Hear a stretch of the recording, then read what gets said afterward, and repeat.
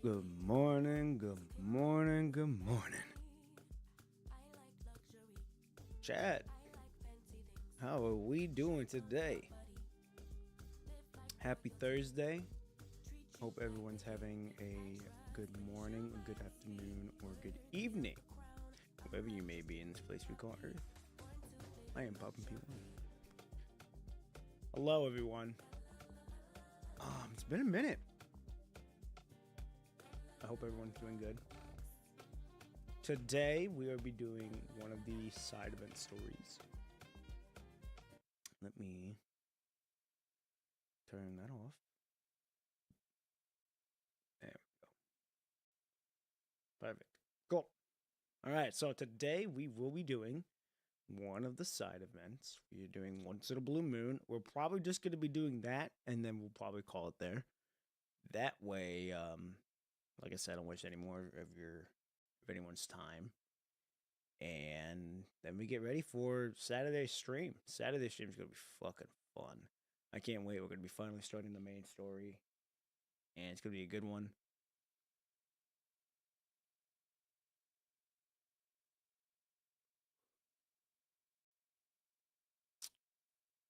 I'm sorry, I was looking at some stuff. We will be doing one of the main stories Saturday. Finally, we're going to get back on that. We're going to be awesome. I'm also going to be getting back on the videos once that starts. Like I said, I took this week to kind of relax the mind a little bit to where I'm not having to worry about a video right now. But once Saturday happens, we going straight into it again. So I'm super excited to get back into it. Got a lot of plans that I want to get done with the videos because, like I said, there's something it's different than what I'm doing. I'm breaking the norm on it. So super excited, very grateful to be doing this. And we are I think we're right there on breaking 100,000 views, which is fucking insane. Incredible and insane, dude. That I've been 6 months and I'm getting ready to hit 100,000 views. I can't wait. I cannot wait, chat. It's gonna be fun. It's gonna be super. It's gonna be a surreal feeling when that happens. And I'm someone that likes to treasure the memories in. So I'll take a screenshot to commemorate the thing. And yeah, I just can't wait. So.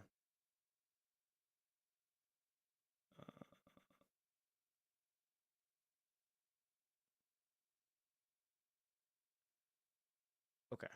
Let me do something else really quick, and then we're gonna get going. Swin! Hello, good morning, good evening, good afternoon. Hello. And we already got a bot on Kick. Absolutely insane. The bots go crazy right now on Kick, which is fucking annoying, but it is what it is.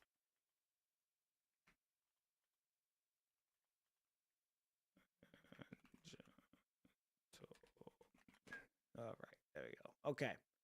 Let me pull up everything else, and then we will get started. Get my headphones on. But Siwin, I hope you're having a good morning, a good evening, or good afternoon, wherever you may be. How are you? Hope work is treating you well. Today is a goddamn great day because I got an announcement about my job. Gonna start tomorrow. Hell fucking yeah, dude. That's what's up. Hey, hell yeah. Awesome, man. That's big ups. I'm happy for you. I know getting the job's not easy right now. I know starting a new job is a big endeavor on top of that. So awesome, dude. That's crazy. It's amazing. Nothing good. Not a better feeling than starting something new. Go get that money. Like I said, I'm very, very happy for you, and I hope it goes well for you.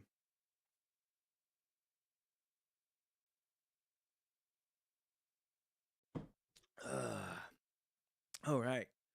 Got my water. I'm ready to roll, ladies and gentlemen. We're going to get started. I'm not going to waste any more time. Once in a Blue Moon, MA1. Coming celebration. Here we go. Let's do it. One day, in Grey Living Lounge. Having just come back from a mission, Grey Raven is now in the lounge and only needs to leave when they need to collect the ingredients needed to make mooncakes. Naturally, people huddle up and start writing cards for the Mid-Autumn Festival. Commandant. I just finished the card for Commander Nikolai. The card is written on behalf of Grey Raven. With all your best wishes for Commander Nikolai. So this is way before then. Okay, cool. Good to know. I wrote a letter for Asimov too. I kept it short and sweet to save him the pain of reading. Looking at Lee's card, you see exactly what he means. What he means. The words on it have been halved and shortened into single words, whose meanings can only be obtained through guesswork. While the card isn't the easiest to read, it isn't entirely impossible.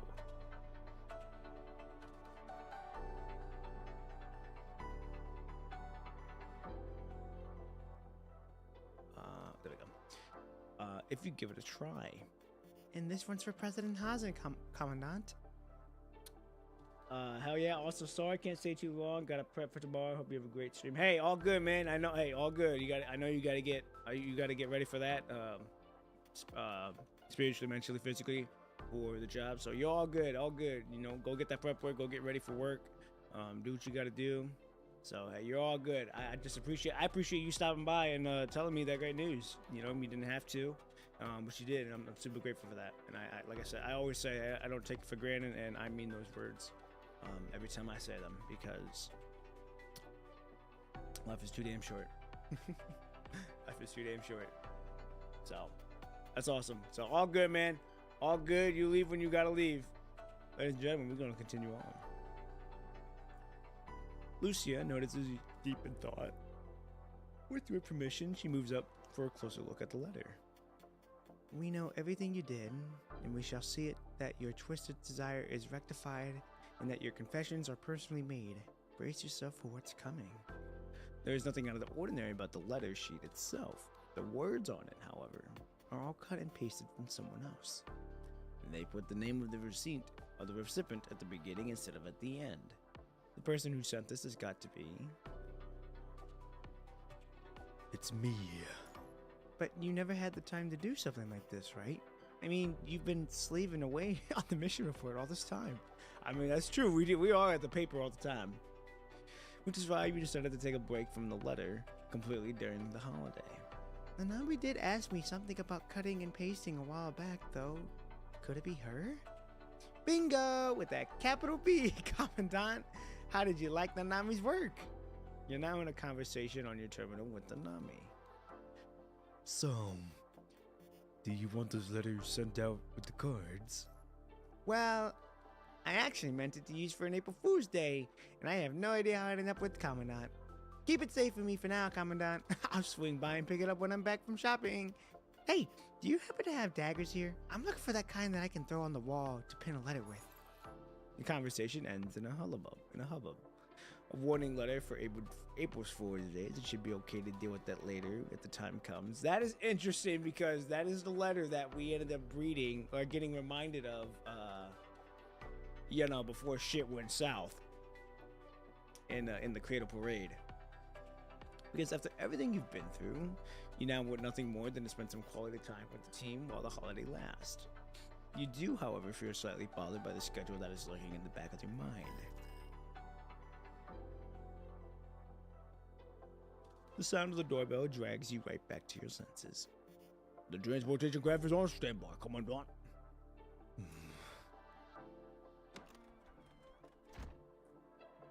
The door closes.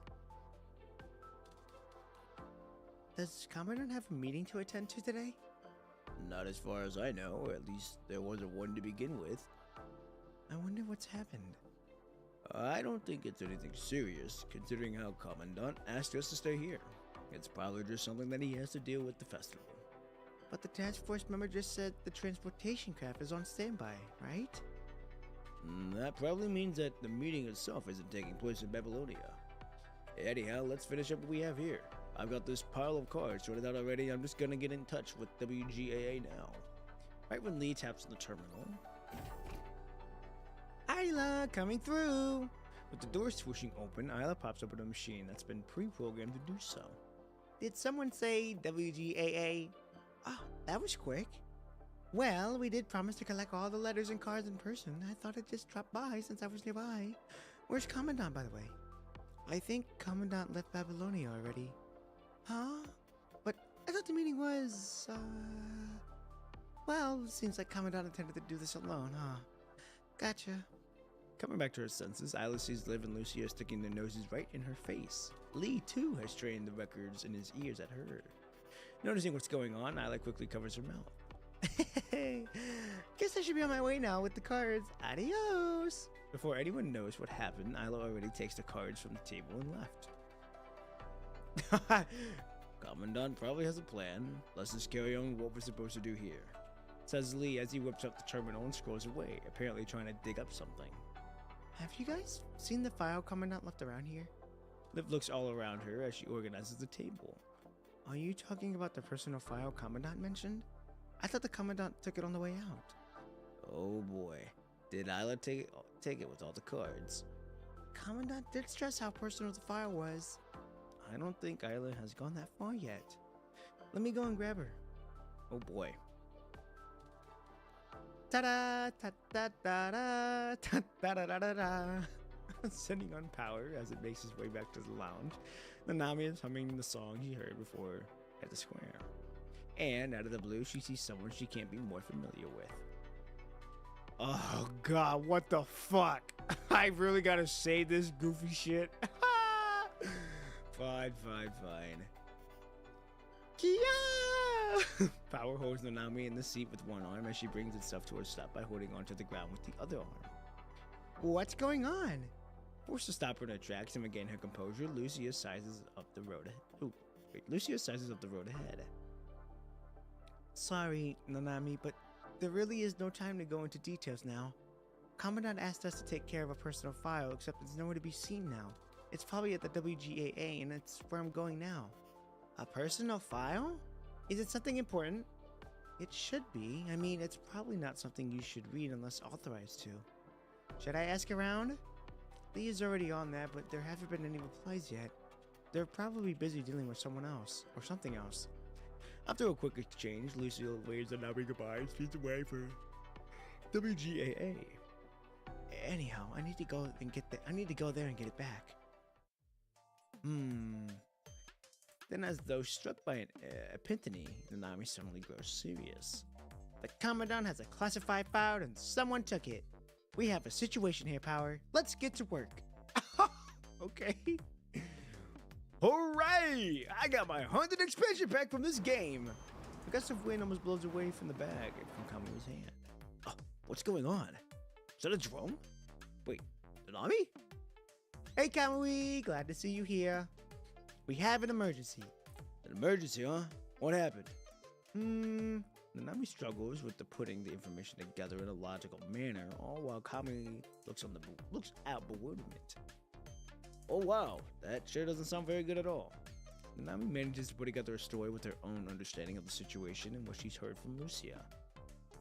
Apparently, someone took the letter from the Grey Raven Commandant. As in, someone snuck in and took the letter? Anything else? Well, I don't think the person snuck in. I mean, they probably didn't. Lucia said that the letter went missing and WGAA has it now. Is the letter super important? Yes. It's not meant to be seen by anyone. You guys probably haven't tried this already, but have you managed to get in touch with WGAA? We have, but got no response. They're probably just too busy for us. Oh boy, sounds like it's a preempted attack. But this whole thing doesn't feel right to me. Are you sure this isn't just some sort of prank? Grey Raven is going all over the place to try to find this letter as we speak here. Power starts making a sound that makes only when it's on a search mission. Ah, that's pretty much it. Try to involve more people and help us when you can, if you don't mind. Power and I are gonna go see what we can find over there. And with that, Nanami kickstarts Power and speeds off into the distance in a gust of wind. Kamui is left standing in bewilderment, then piecing the pieces of information together, he initiates a communication. Kamu, what's the matter? We have a situation here, Cap. WGAA took some letter from Grey Raven Commandant and apparently contains classified information. Grey Raven has tried getting in touch with WGA, but they refuse to speak to them. God only knows where they're hiding out now. Alright, looks like we're looking for a letter then. How close is this? Oh, this is going to be quick. Alright, here we go. Private letter. A private letter has unveiled certain of celebration ahead of time. Investigation headquarters here. Confirmed by no sighting of Isla around the dorm. Oh, you sure you want to call it that? That was like a mouthful to say. I think it sounds okay, but if you don't find it too long... Oh, hold on. I'm touching the guys from WGAA collecting people's cards. I'm gonna get every last one of them. Hi, excuse me, do you have a moment? See? In the blink of an eye, Nanami manages to stop the gang from the WGAA. Any update? Nope, negative. Negative, huh? Well, keep looking then. I just need to make a few quick calls now. Roger that. Investigation headquarters, Kia calling Agent Kamui. Cap. I mean, yes, Agent Kamui speaking. Any update from you, Agent Kamui? Well, I don't know if this is worth mentioning at all, but I feel like I've been followed around. What do you mean? Kamui turns around and sees the white silhouette that disappears in the blink of an eye. Okay. Shh. Number 21 and Cobot stand right around the corner, pressing her index finger to her lips. Number 21 gestures to Cobot to stay quiet. Then, poking her head out of the corner, she turns her eye again at Kamui. Hey! Kamui turns around again, hoping to see who's behind him, but sees nothing except for the white silhouette that once again disappears in the blink of an eye. Hey! Hey! Hey! In and out. In and out. Repeating what they do, Kamui number 21 gradually form an electrical circuit where the light bulb is turned on and off repeatedly as the switch is flipped. When Kamui turns around, number 21 moves back to her side of the corner. When Kamui turns the other way again, number 21 emerges from around the corner. Hey! Hey! Hey! Then Kamui turns his head around twice in a row, stopping the seemingly endless loop. Kamui doesn't see number 21. He does see, however, Cobot, which is just standing there not doing anything. Then a hand appears from around the corner and pulls it away. I have this distinct feeling that the Cerberus has their eyes on the letter in question now. How in the world did they even catch wind of that, though? It's probably someone out there making the whole situation known. Anyhow, we should try to get our hands on it before anyone else does. You probably want to hurry up now, Kamui. Welcome to the Joint Investigation Headquarters. You'll be in charge of that area over there. No problem. Have you tried getting more people involved in this by any chance? Of course. Together we're strong, right? I came across Vera, Yada, Simon, and a whole bunch of other people along the way, and we really have the festival to thank. If you ever run into people you know, you can ask them to give us a hand too. Of course. I'll be on my way then.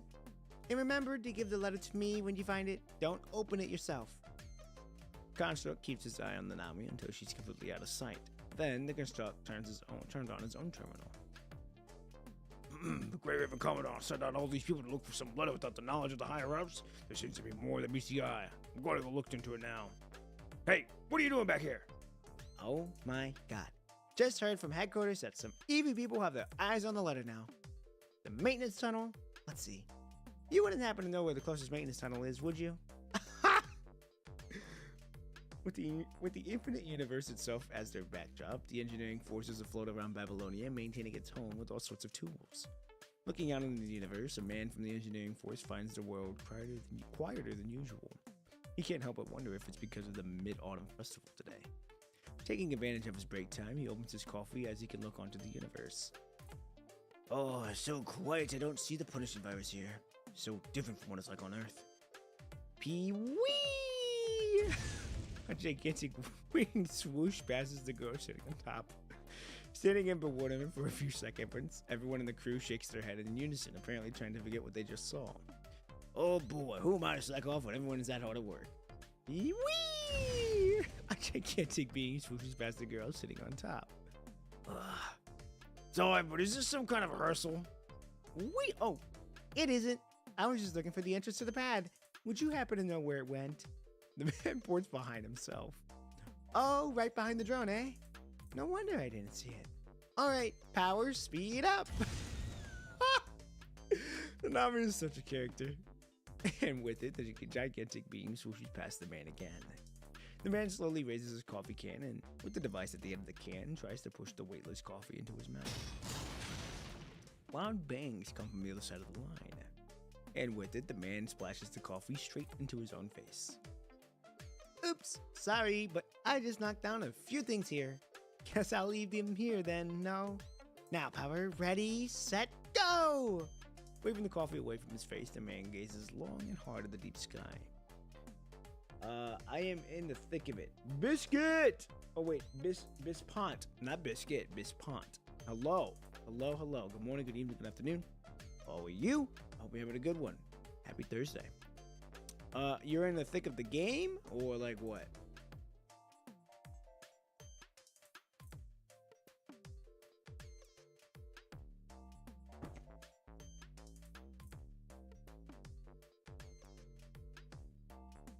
Ooh, excuse me. Here we go. While you type, I'll do this. Then, sealing the can, he decides to get back at work ahead of schedule. Way ahead! Power falls through the skylight before the door is pushed open. Nanami? That was fast. How did you do that? Hehe, I came here full throttle around Babylonia. The other doors are open one by one. Any update? Has anyone found the letter? People arrive one after another, eventually bringing Grey Raven together again. Ask, who are you all? We're the Joint Investigation Headquarters. Seeing Power coming right up, the WGAA member raises both their hands in surrender. Knowing what's going to happen next, Lucy and Liv rush up to get Nanami off Power. Wait! Didn't you say... The three carry on with their conversation until the pose of the WGA member, which has been keeping up for quite some time now, turns into what appears to be a complimenting gesture. Oh, she was just joking, sir. We just want to ask you to see if you've seen Isla back here. Isla? Well, I've been here for the entire day today, so I don't remember seeing her at all. Would you happen to know where she puts all the cars she's been going around collecting? Oh, she left them at the temporary archive center. Speaking of which, a member from Isla's team applied for an Earthbound transport craft a while back. And Isla wanted to take all the cars with her on her trip to Earth so she could go through them on the way. Guess she has a little too much on her plate these days. What's the craft ID, if you don't mind? With a few taps on his own terminal, the WGAA member sends craft's ID to Lee. Let's see. Doesn't seem like we'll catch them in time. Could you ask the guys at the pad to let us know when Isla and the crew are back? Are we going to prep for the mooncake ingredients? Hey, I've collected all of them already. I stored them away somewhere.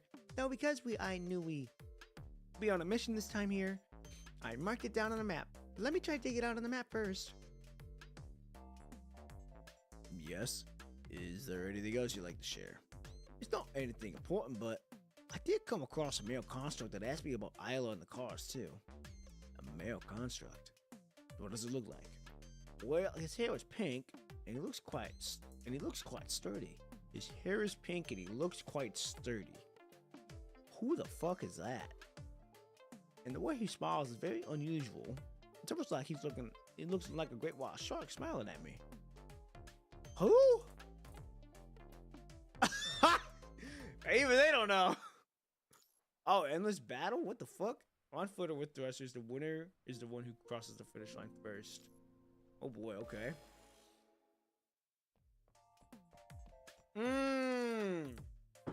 Noctis, okay. Before anyone knows what just happened, Noctis is already on his way, dashing toward the pad. How much longer do we need? Come on, it ain't that easy as it seems. With the time on the timer ticking away, Noctis goes through the map in his head again. We aren't gonna make it. What I'm gonna do? That's fine. You just need to make sure you don't see any unauthorized person aboard. It's not every day that the Grey Raven Commandant screws up, and that's something we need to take advantage of and party it up. If that's what you're trying to do, why don't you just walk the walk and stop the transport craft yourself? I really don't want to bother the guys from WGAA with something like this, because they already have more than what they can deal with on the plate for today. It's about what happened in the office in the morning, I gather. Nikolai was looking for someone to go deliver the speech, and he picked you. Wow, I see you're getting smarter, Noctis. But it wouldn't have to be a clown show at the speech if you had been short-witted back when Nikolai picked me, Noctis. Commander Nikolai probably just found your smile relatively normal. Tongue, shahar. Oh gosh. One of my buddies says that a lot when we were playing games.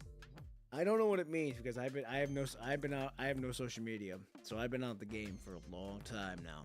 So all I've heard is what the fuck it is. I don't know what the hell. All I know is that word. I don't know what the hell it is. So I'm just saying that. What's that even supposed to mean, though? What the hump?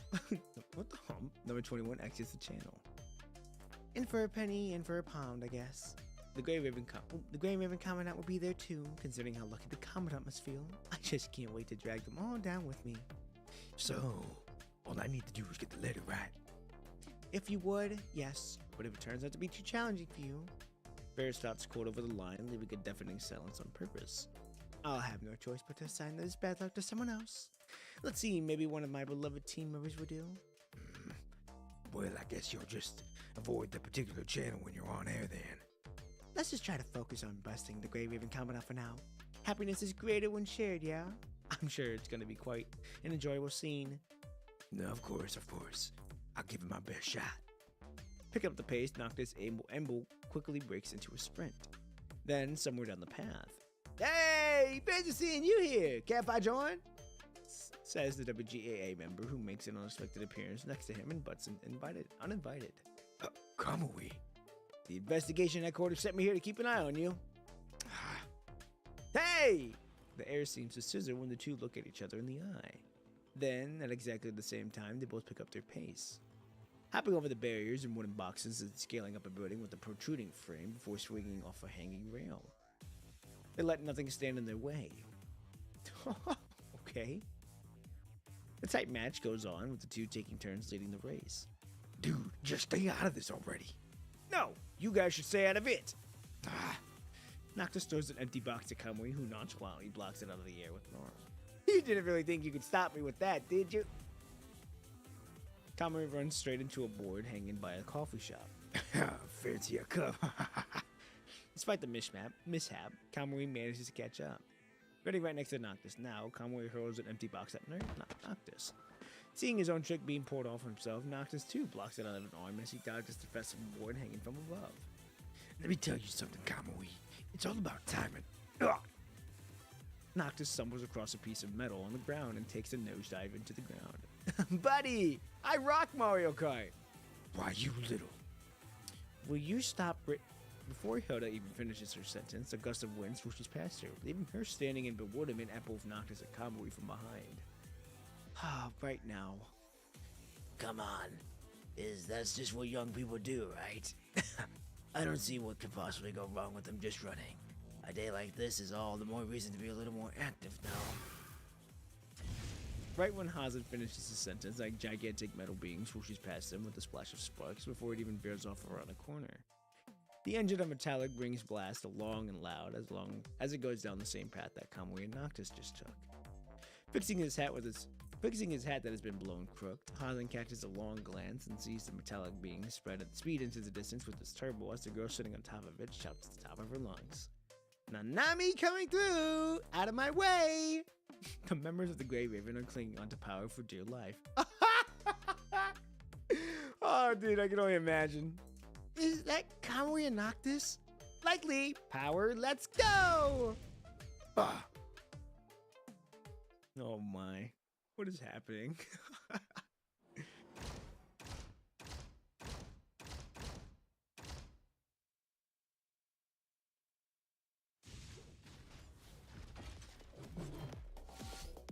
Oh, okay. I'm like, what is happening? This is just simulation.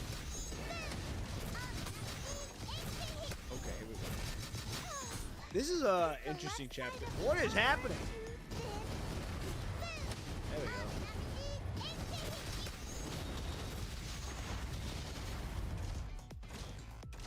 Ask the female about the. Where is she at? There she is.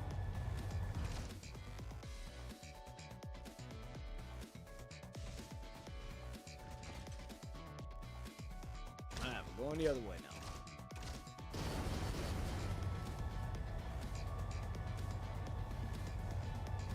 Advance to the elevator. Did I go the wrong way? I did. No, I didn't. Did I? No, I was right.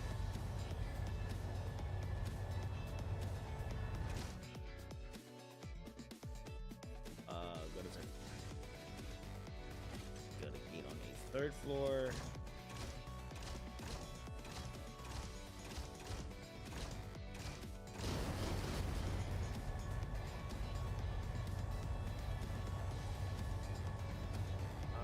Wrong way. I guess we're going the other way. Guess we're going back to the second floor.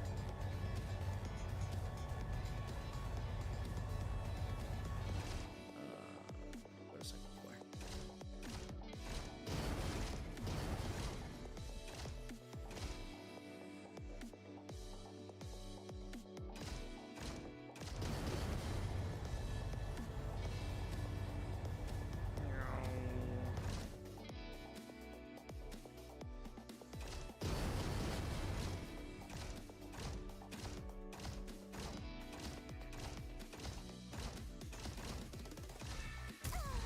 Oh, terrible timing. That's alright.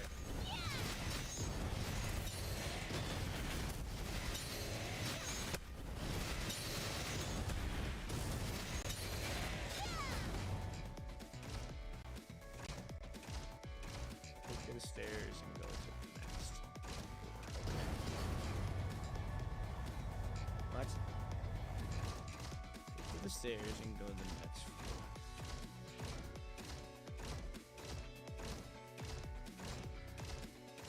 Yeah, it's where I'm supposed to go, right?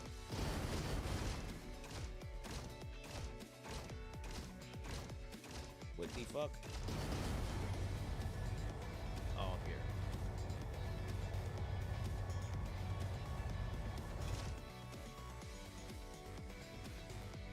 Alright, here we go.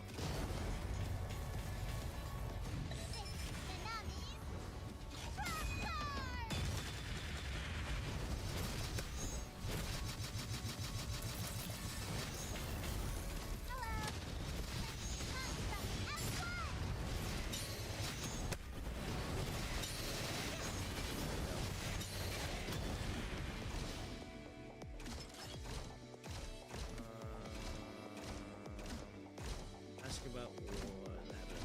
There we go.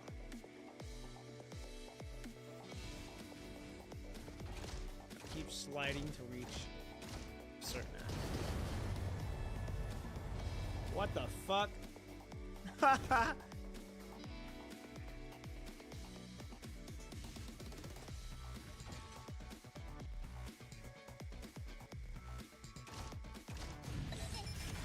fuck.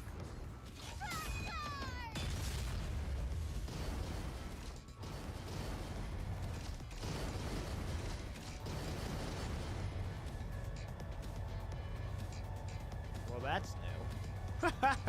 Okay.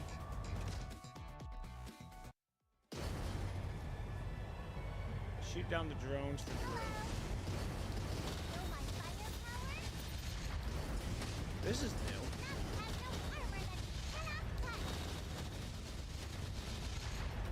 Huh. Would not be expecting this, but hey, here we are.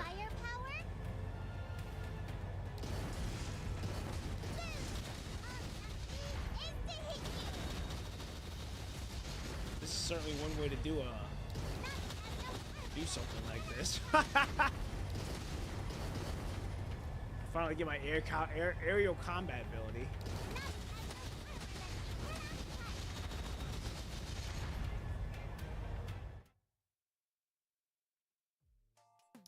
As per schedule, the transport craft is ready to take off after its temporary layover on the pad. Equipment check normal, self-dog next shift normal, no errors found, path clear, vulture ready for... Something rams into the cargo ramp. At the loud clang, the pilot turns on the mounter right away to see what's happened. I don't see anything.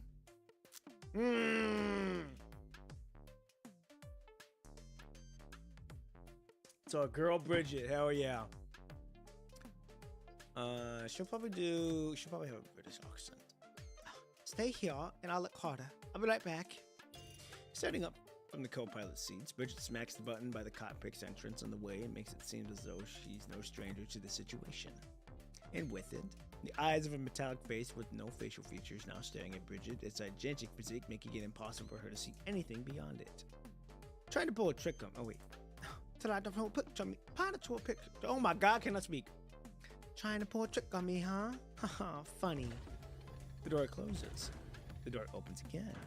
This time, Bridget is sure she isn't seeing things. The girl sitting on top of the mechan hops off and looks apologetically at Bridget as she scratches her head. What in the name of God is all this? I think she's more country than anything, so she's gonna have a country accent instead. Alright, tug of war. This match is two preserving rivals. Entering the choose hall, both Noctis and Kamui both look worn out. That's fast, Kamui. And I take it that Noctis is here under your escort? No way. I beat him by 8 millimeters. I'm not even gonna try to argue with you about that. I came here to say about both of us have decided to quit. Doesn't make any sense for us to go now since the number is already here with Great Raven. Ah, talking about working for nothing. Well, I hated the idea of breaking this to you, gentlemen, but the card you're looking for isn't even in WGAA. I know, but I thought it would swing by anyway as required by the mission. Standing right by the entrance, Noctis looks back at what she is while she looks at him. For a few good moments, the two remain motionless. Are we gonna go back? Aren't you gonna go back? Someone asked me to follow you around because they aren't feeling too happy. The call from an engineer and Force already had the server. Wait, aren't they from Cerberus Strikehawk? Why are they standing there at the entrance? Guards aren't supposed to be standing. They came for the card the Grey Raven had lost. Oh, I see. Did you tell him about this, Connor? That person working at the front desk stands up right away and puts his hand on his friend's mouth. But it's all too late. Scanner. What scanner? Like a caiman waiting downstream for its prey, a gigantic machine keeps its mouth open as the conveyor belt carries piles and piles of papers into its mouth. Repper said the machine is a member from WGAA who hasn't stopped grabbing the cards off the conveyor belt. He has been working at top speed but still misses a bunch of cards that go straight into the machine's mouth. I'm sorry, I really should have checked what I took from the table. Taller than the average adult human, the machine is a scanner that WGAA uses when they need to bulk scan documents. The Golden Age was a peaceful period of time indeed. The people of this period of time produced the enormous amount of documents on paper, something that put the archaeological team through excruciating suffering when they were out of collecting them. Turning away, as it swallows down the cards, the scanner is reluctant on the binge eater whose appetites know no end. Seeing the machine churn away relentlessly, only one can imagine how the inventor of it must have lost their mind having to personally process all the documents manually before the machine was invented. And now, WGAA has decided to put the scanner into good use, with what there being a shortage of manpower to cope with all the festival cards. They plan on making electronic copies of each card and setting them out, and will only get around to sending out the actual cards when they have enough power to help, when they have enough people to do so. This isn't your fault, Isla. I shouldn't have left our commandant to leave a personal file labeling on the table like that. Don't take it so hard, Isla. If you ask me, I'd hold our commandant partially responsible. None of this would have happened if Commandant had just given the card to us personally instead of letting it sit on the table. After looking through each and every single card in the box, the Nami operates power to put the box back where it was. I've checked all the cards here, but didn't come across the missing card. Same here. Same.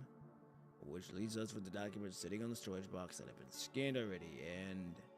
Lucia, do you recall the size of the file? If we know the size of the file, I can filter the size. I can filter the search by the size and see if there's any scanned documents to match. Lucia is in deep thought trying to recall the size of the file. Then a particular letter comes into focus. It looks exactly like... says Lucia as she points at the letter sitting on the conveyor belt. Everyone looks at where she's pointing and sees a gray envelope rolling at top speed on the conveyor belt. The WGA member is the first one to make a move, throwing away all the cards in their hands. They reach straight for the Grey Raven envelope without a moment's hesitation. With a flop, he lands on the conveyor belt. Nami follows suit. She operates power to slam on the conveyor belt, except the card slips away from under Power's hand because of the mound on either side of the conveyor belt. Right when everyone thinks all is lost, Lee thrusts out his right hand and clutches it by a corner. He's got it! No, not yet. Along with the other letters, the file has now reached the edge of the conveyor belt, and is only seconds away from being sucked through and fed to the scanner. And so begins a tug-of-war between Lee and the scanner. The feed of the scanner itself isn't as much as an issue as the possibility of the letter being torn apart as he tries to pull it out forcefully using his power as a construct. Right when Lee tries to pull out the card ever so carefully, he sees a long letter stuck at the feed that he can't seem to decide whether to stay or to let it go. In and out, in and out. On goes the cycle from which the letters can't seem to escape. And when the cycle speeds up, it all of a sudden appears as though the scanner were sticking its tongue out and then retracting it.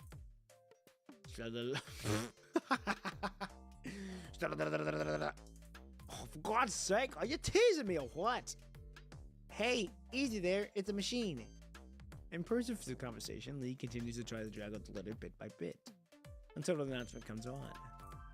This is a special announcement for the passengers sitting in the back rows. We'll begin ascending in 5 seconds to cope with an emergency. Enjoy the flight. Wait, what? Hold on to something. Lee, however, is still hard at tug of war, seemingly impervious even to the announcement. Any moment now. 5, 4, come on. 3, 2, 1. Piece of cake. When the scanner suddenly slants, someone shakes Lee off. Seeing what's happening, the Nami quickly moves Power's arm to attempt to catch Lee, who is now sliding toward the back of the plane. Oh, wait, watch out for that button! Huh? Except for it's too late. With a beep, a light at the end of the plane goes red from green. Everybody, hold on to something!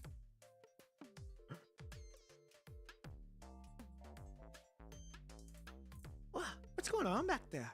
What in the world are the guys from the WGR trying to ship this time? Not sure, probably had a bit of situation with the Ascension. Wait, why is the passenger door open? Power holds a distortion of the cabin with one hand while holding Lee, who's getting sucked out of the plane, with the other. After buckling themselves up, people begin intercepting the boxes that are now moving in each and every direction so they don't end up ramming into Lee and Power at the back of the plane.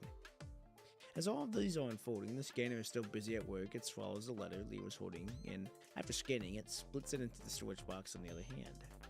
Right then, the colorful confetti sitting in the box next to it all gushes out as they're all sucked out of the cabin.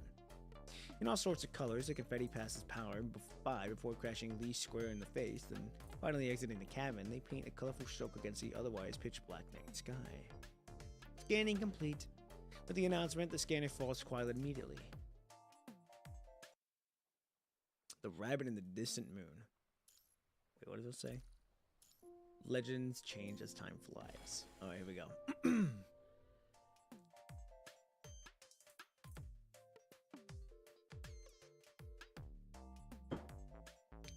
So, what you're saying is that the personal file that the Grey Raven Commandant had been scanned and saved into WGAA's server? And that if WGAA doesn't have enough people to deliver all the festival cards when the time comes for them to be sent out, they'll just send the electronic copies along with the content of that personal file, that is? Oh boy. I thought you were here trying to make something interesting happen when you had Washi out there trying to keep me from getting in. But man, this seems kind of lame to me. Exactly. We should let nature take its course. Do we have to stop it? Yes, we do. Shout out because we're talking about a personal letter that belongs to the Grey Raven Commandant. I see. Teddy types away at a terminal. In response, Kurt. Should we just do another vote now with the dark gone? Quan 3 is the one before. Karenina isn't around, but we still have 3 voters on Commonwealth on our side. It's all gonna be so interesting. Almost there yet, Teddy. It's gonna take a while. You have no idea how difficult it is to tamper with the database without leaving a single trace and busting the delivery program. So the whole reason you wanted me to come here, right, is to keep me waiting, huh? Never hurts to get some exercise in, yeah? And you make a bad fit with this place if you stayed in WGAA. Fuck you! Alright, done with everything. How do you think about it? We just need to wait for the program to be rewritten now. How's everything coming along on your end? Just arrived at the square and trying to come up with a plan now. Let me come up with a recording and replaying function for you so you never forget anything again. But before I do, you'll have to find the terminal there and hook the data transmitter up to it. If the offline database there keeps a scanned copy of that personal letter that belongs to this commandant in question, the program and the data transmitter will locate it and wipe it out. My mind is perfectly fine, thank you very much. This I remember much, but this place is full of rabbit-looking robots. Hang in there. Let me reach out to the Star of Life for you. Dude, I'm wide awake. What's going on? Why do you look like you're seeing something horrifying? Checking, adjusting, overriding. These rabbit robots have been booted, but they seem to have a little weird. Grab it, grab it, grab it. Is that WGAA's logos I'm seeing on them? I know what's happening to them, Teddy. Calm down, I'm already on it. 024 Rabbit Robot. Ah, got it. They have a program to just do one thing. Grab whatever it is in front of them, that is. Grab her, grab her, grab her! Is there a way to paralyze them temporarily? There is, but it's gonna take some time. Grab her! A rabbit robot right next to Karen and it jumps at her. Not seeing the blast hammer coming at it, that is. I guess I'll have to do this manually then. Is there anything lethal about the program that's controlling these guys, Teddy? Not as far as I can tell from the code, so I would say no. Could just be a glitch. That'll do. I hate the idea of thinking how to destroy them. Now, out of the way, all of you! Wait, which story is this? This is Once in a Blue Moon. This is one of the event side stories. This is the letter where Commandant was thinking about when he was in the transport craft, you know, before it blew up. Ayah!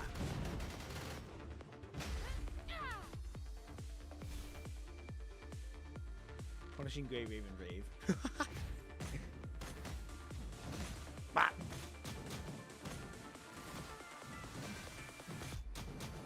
What's he running off to? What the fuck? They're just running. Get out of here.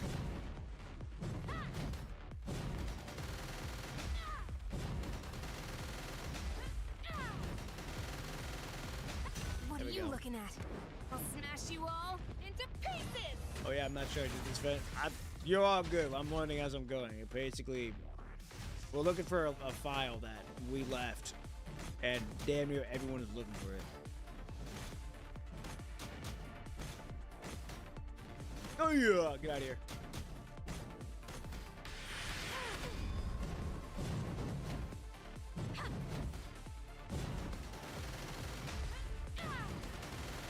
Damn it, I got a bolt. Oh yeah. What are you looking at? I'll smash you all DMC6 into had a move. pieces! I mean, yeah. Yeah. There we go, all the robots are down. Never mind, there's one left.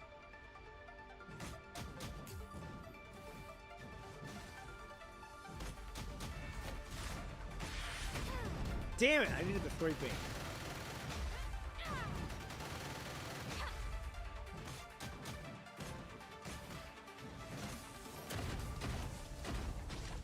What are you looking There we at? go. I'll smash you all into pieces! Bop! Get out of here. What is happening?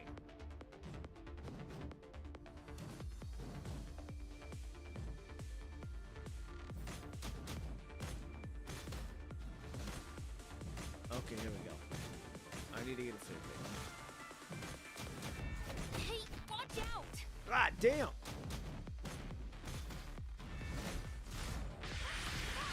There we go.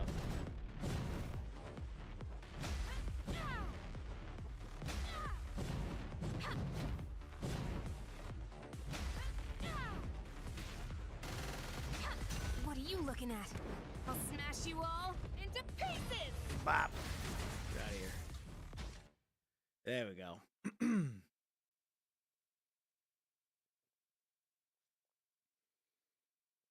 Etiquette! Hello, hello! How are you? Danny, as well. Also, how are you? I didn't do that. I should have said that in the beginning. I did not. My fault. Hope you all are doing good. Hope you guys are having a good morning, good evening, good afternoon, wherever you may be. My day's going pretty well. We're doing one of these side events. Very interesting so far. A little goofy, but hey, I'm here for it. Very fun, though. No worry, Poppin'. I am all right. Hope you are too. Hey, we're good. You know, just chilling. You know, like I said, these streams this week were more of like a laid back stream before, you know, going into the fray of the main story, which we will be doing Saturday, which I'm super excited to do. And yeah, and then get back to it on the videos too. I'm fucking hyped to get back on them. So Doing well? Hey, that's all. Hey, glad you both are doing well. Hey, that's fair. We chilling once in a while. Oh yeah, 100%. We gotta have them little little breaks every now and then. But once we get back in the main store, we going. Once we start, we will not be stopping until we will be taking a little side break once we get done with Lucia's chapter, because we're gonna be doing her skin story when that happens on top of that. By the way, did you see the new PGR / DMC live stream? It was only 15 minutes, but pretty insane. Yes, I did see it. Hearing their voices for the first time, pretty interesting. I was not expecting Virgil's voice to sound like that, but apparently it's iconic, so hey, I'm cool with it. I ain't judging. What did I think about it? Now, from someone who's never seen it, who's never seen anything of the DMC like this, it's got me intrigued. It's got me intrigued for sure. I gooned over the combat. The voice actors are the same of the games. Very nice they brought them back. I was gonna say, I heard that these are like the OG voice actors of their characters. So that's pretty cool that they brought back some OGs. And the combat looked good. Combat looked really smooth. Not gonna lie, I was confused about their demon forms. I'm like, okay, they just have demon forms. I was like, I'm sure that, but then I realized, like, I'm sure that has something to do with their game. So I was like, okay, that's cool. But overall, pretty good. I actually did deadass thought about streaming going live that night. I was watching, I'm like, do I want to go live here? And then as I was thinking about it, it was getting ready to end. I'm like, okay, never mind. Yeah, all the demon form stuff excited for DMC. Okay. Basically they have more or less. Basically they have the more or less whole movement from the game. Oh, okay. Okay. I would say, I'm sure their moves and all of that and what they say, their lines and all that came from the DMC, which I get 100%, you know. Like I said, it's great for the game, great for the community that they're doing this and paying tribute and keeping everything as original as they can. Like I said, with the OG voice actors, the moves, the voice lines, character design. So it's cool. It's cool to see that they're paying tribute to that.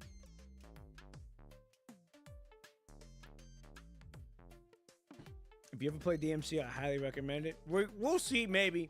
We'll see, maybe. It didn't peak. It was interesting, but it didn't pique interest. It didn't pique me enough to like say, maybe I'll try the game. That's just how I feel about it. But that may change whenever we do the story and actually get to know them a little bit more.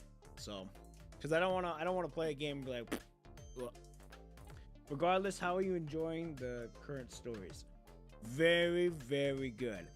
I would say number one on the list from the renewal arc, which was all the chapters were just done, the main story wise.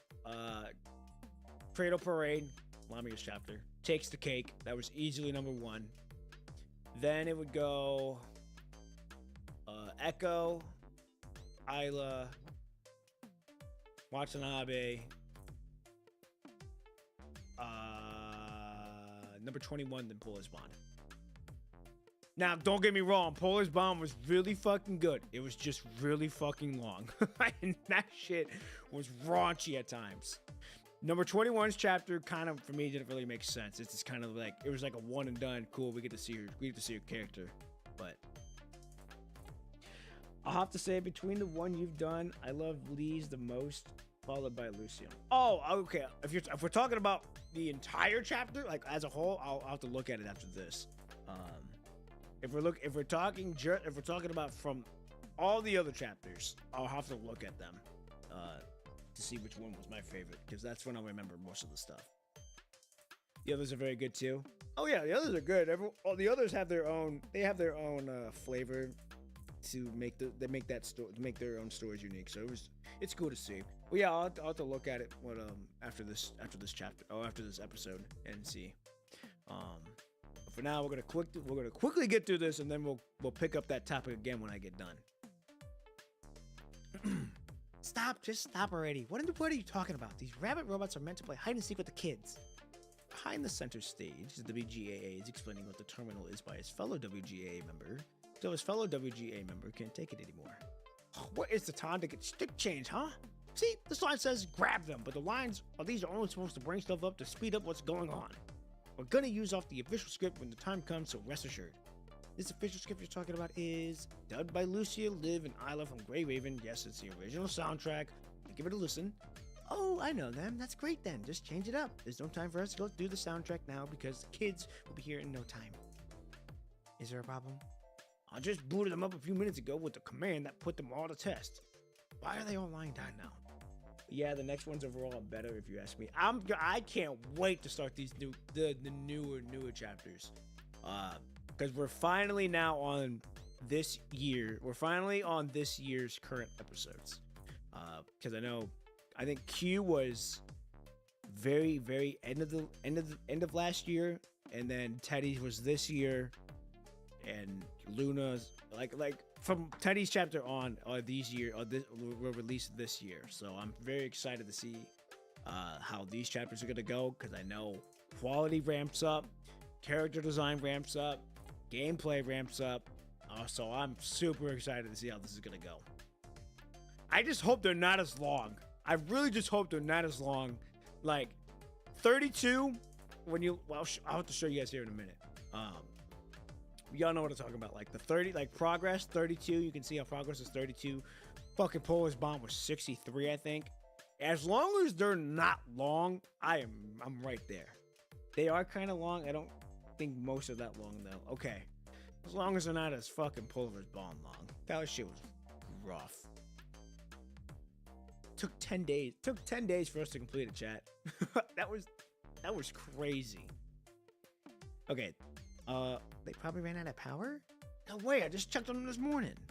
As the two carry on talking, they stick their heads out from behind the disc drapes and see what's happening. And see that all the rabbit robots are paralyzed. The handful that aren't can barely move anymore, having taken blows from Karenina's blast hammer earlier. Did you forget to seal off the place before running the test? This place is all yours now. Right when the WGE member is about to go behind the drapes and leave, their friend grabs them and stops them cold.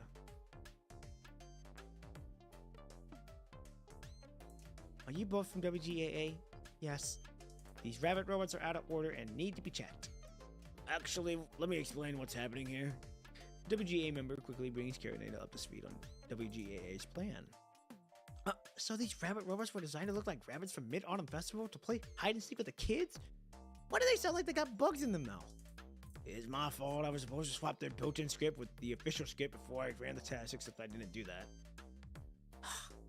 I'm partially responsible for that too. Let's try to gather them up for now and fix the ones that we can still be fixed.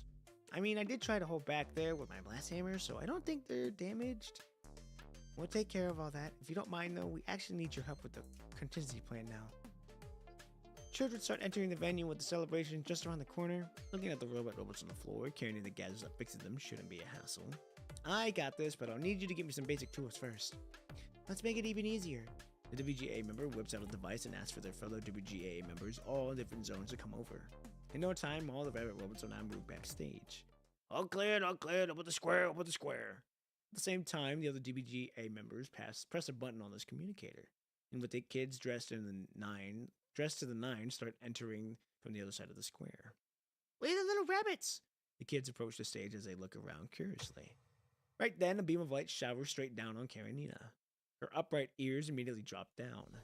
Kiddos! We are here to welcome Miss Bunny?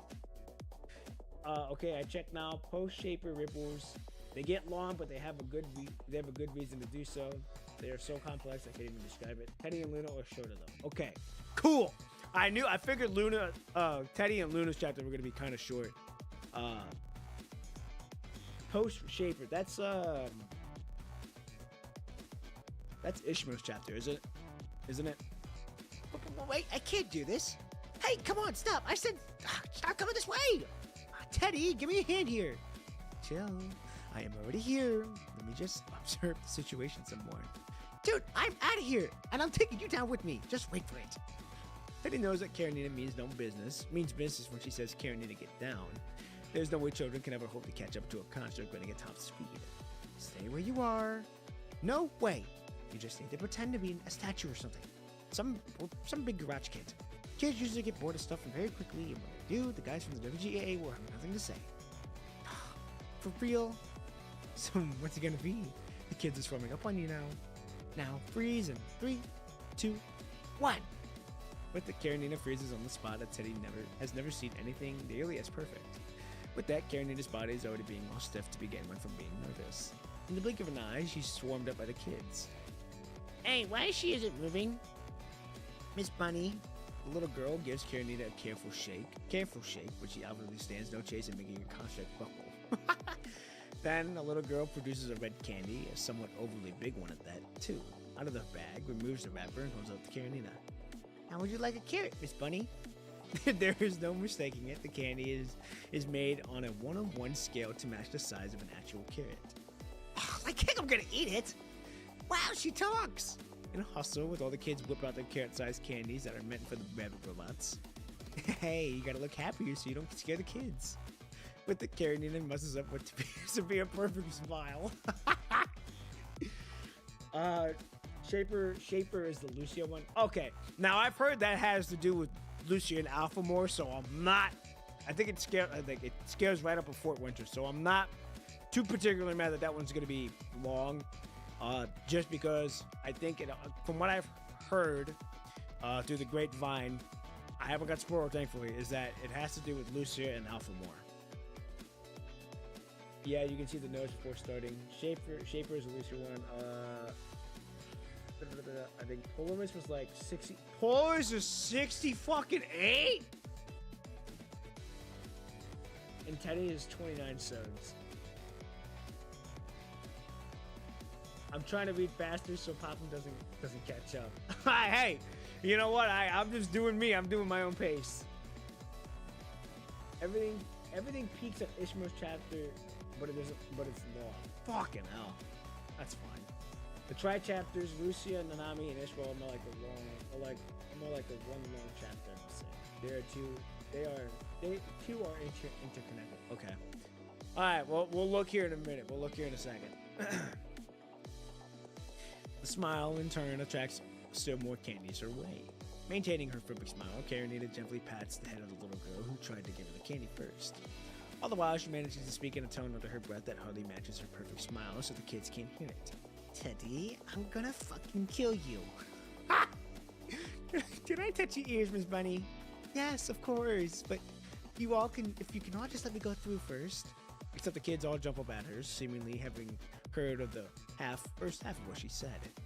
Wait, watch out, I still have my blast hammer in my hand, and this is part of it super sharp, be careful now. Karenina has to raise her weapon high above herself to avoid hurting the kids, which makes it impossible for her to stop them from doing whatever they please with her ears. Oh boy. Are you all ready for hide and seek? All of a sudden, the kids seem to find the idea to go hide and seek 10 times more interesting than touching Miss Bunny's ears. Letting go of her ears, the kids all disperse exuberantly in all directions, which gives Karenina enough time to take a breathe and give her a blast hammer to the WGA member that comes up to her. We saw how insane that was, but we were just wondering, Say no more, I'm gonna stick through it. And I was hoping to have the script actually, if you don't mind. Right, here it is. The WGA member gives a speaker to Karenina. Thanks, pretty sure it's gonna make my life easier. I remember the last person you want to count in on this world giving the hide and seek commands. When Karenina presses the button in the speaker, out comes Liv's gentle voice. Dear lovely kids, please make sure to stay within the square during the hide and seek. Is that Liv speaking? Her voice sure is a nice fit for the occasion like this. When Karenina presses the button again, out bursts Isla's oversized zealous voice. The rabbits are coming! Hide yourselves now, kiddos. The rabbits are coming for you. Isla, huh? Is that something the rabbit robots were programmed to say when they approach the kids from behind? It seems like I'm gonna go dumb down for my search a little. When Karenina presses the button on the speaker the third time, out comes a voice that she knows even better. Kiddos, are you all ready? Karenina presses the button again. Gotcha, little one. Karenina presses the button again and again and again and again and again. The rabbits are on patrol now, kiddos. Karenina turns off the speaker. Here, take this back. Wait, aren't you gonna use it? I am not, because I can do a much better job than that. Oh, Karenina, you are 1-on-1. Karenina swearing is crazy. She does. I like that though. You don't see characters really swearing that much. It's funny with Skyrim Frame because it looks so much cuter than the previous one. Big facts, especially with her bunny ears. Karenina takes a deep breath, and with a determined look on her face, she turns around to face the square. All right, kiddos, are you ready? Miss Bunny is coming. Getting her ears to stand up again, Karenina hops away. Oh, God, they should show it. Their voice is a melody, exclaims the other WGAA members as they come walking up from behind the drapes, clapping. She's doing such a great job. Why wasn't she invited to make the recordings? Hearing the question, the other WGA members give the blast hammer a little shake. Say that again to this gem here when it all ends.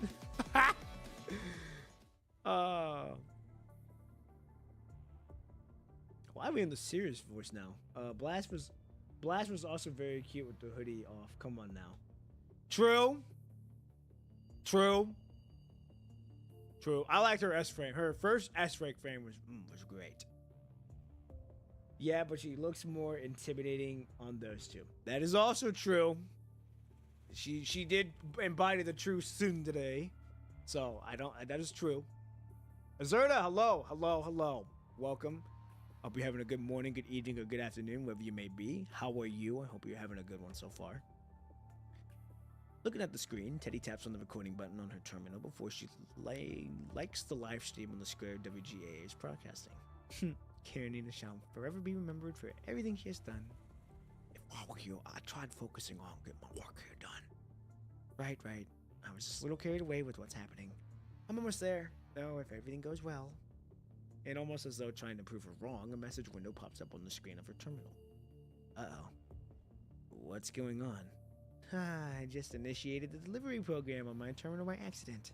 I really should have kept an eye on it. And with it, Teddy starts operating her terminal manually. A few keystrokes later, however, Teddy lets go of her terminal again. What's up? Is it all taken care of? I see the message window is gone. Well, the good news is that I just went ahead and deleted the personal letter in the question. And here's the bad news. All the cards are jumbled up and getting sent out like a magma, getting spewed up by a volcano. And yes, it's irreversible, if that's what you're wondering. But how are they even getting sent out if we haven't even written opening and closing messages in the name of the receipts? Haha. That's right. I guess any guesses where they're getting sent to? Well, there's one done. I think we're almost done with this chapter. MA6, how far are we? Yeah, we're almost done. Okay, back to that topic. Yeah, the sprite on those two previous ones, she had the angry face all the time. True.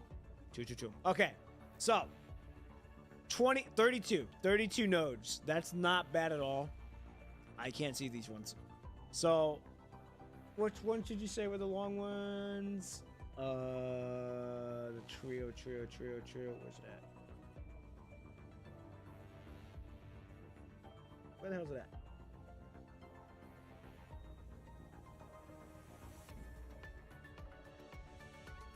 Oh, trio chapters, tri-chapters. Lucia, Nami, and Ishmael. Okay. Now, I figured Lucia is going to be long just because of everything that's going on. Plus, from what I know, is that it has to do with Alpha and Lucia more. Now, Nami's chapter, I have no clue what the fuck's going to happen there. I have a feeling that's going to be looked on regardless. And then Wizard to Shine, I have a feeling that's also going to be long because we did see her face in Spiral of Chronos, so she has something to do with the tower. On top of that, it is Ishmael we're talking here. I can tell you, Lucia's 30 nodes, Luna's 17 nodes. Okay, so that's not terrible. If there's only okay, well then that's like a regular amount for me. I can deal with that. 30 is fine because who was it? Wintry Shackles, we were able to get done in I think 3 days. So that's not terrible. Let me look. How long did it take for us to get Lucia's chapter done?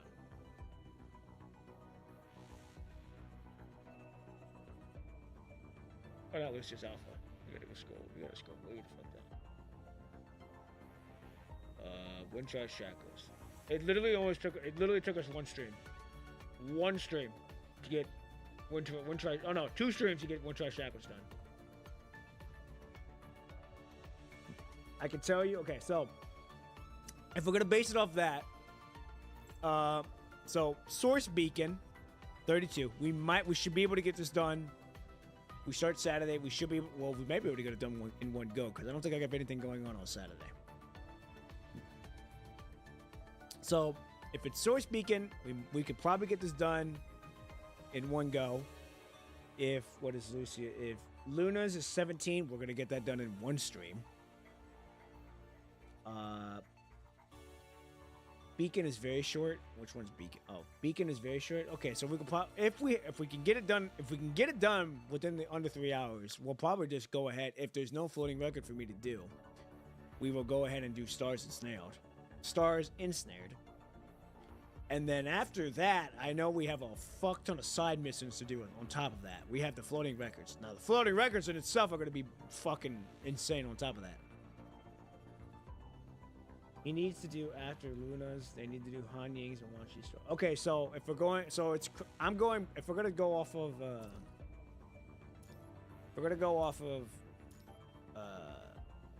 login interface like release patches.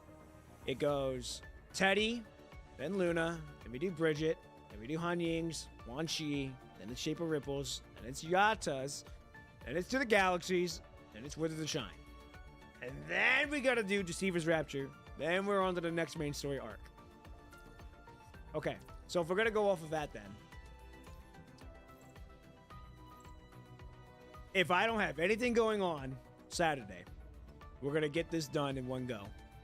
And if we still have enough time, we will do Luna's chapter, which sets up very nicely for us to do Bridges chapter for Tuesday. And then we got to do Han Ying, and then we're going to do Wan Shi. Watanabe. No, Wan Shi, sorry. Now, from what I was clicking on, because when I was clicking on this, can I suggest something? Of course. Yeah. Go ahead. When I was looking at these, clear 22. I'm assuming the nodes are like story-wise is 22, and stage is 9, so 32. It's not terrible. What if we did the side quest first when we get the Shape of Ripples? Because I don't want to interrupt the continuality. Okay, okay. It's already confusing as is. So, okay. So you want us to do 1, 2, and then when we get, do you want to get Shaper's Ripples done, or do you want me to just get to it?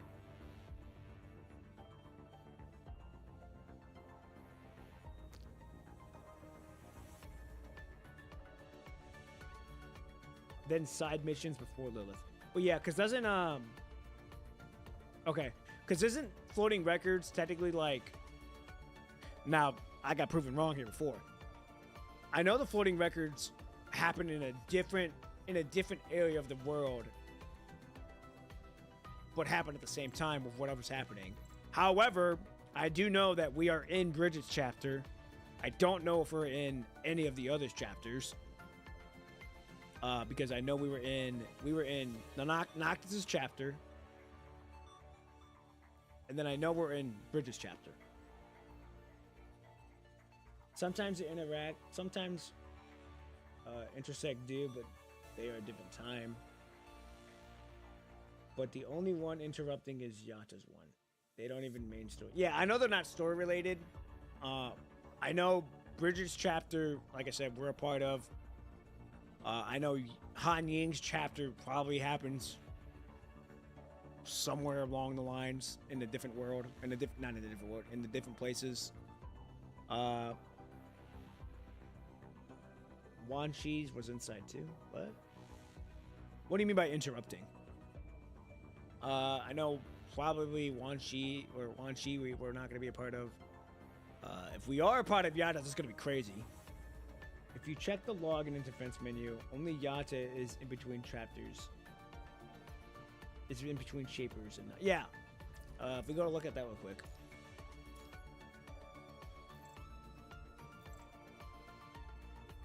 Where's it at? Right here. Yeah, so it's Crescent Sun. So we do, there's Teddy's, then there's Stars Ensnared, then we do these three, then we do Shapers, then it's Crescent Sun, which is Yata, and then we're back on the main story to finish it off. And then we're back on Floating Record to do Lilith. I can't wait to do hers, bro. I cannot wait. If we are a part of hers, if we are a part of her chapter, I cannot fucking wait.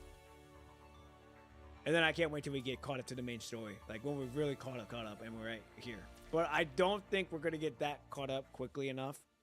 I would like, realistically, chat, or ladies and gentlemen, I don't like calling you guys chat. Ladies and gentlemen, realistically, I would like to get done with this arc by the end of the fall. That way we're set up really nicely going into winter to start whatever main chapter happens here. Still just doing it before Shaper Ripples. It's no biggie, to be honest. That would, yeah, the idea would be to get it done, would be to get onto pilgrimage arc by the end of by the beginning of winter. If we can get it done quicker with that, that's perfect. Okay, so then the plan would be then, we will get Source Beacon done. We're starting Source Beacon. If we can get it done in a timely manner, and we have enough time, we will do Stars Ensnared. So we will, if all goes according to the plan, y'all gotta get a double header in one stream. All right, y'all gonna be getting a double header. You're gonna be getting 29 and 30 done.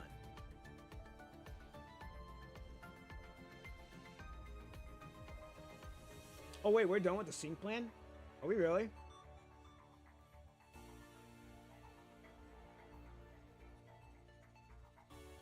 While you type. Yeah, so double header maybe Saturday, and then after that, we are just going to be doing Floating Records until Shaper Ripples, which I'm fine with. I have no problem doing that. No problem at all. Pretty much, yeah. Post DMC, we should get a double patch, and then we should be done. Okay, hey, that's pretty cool.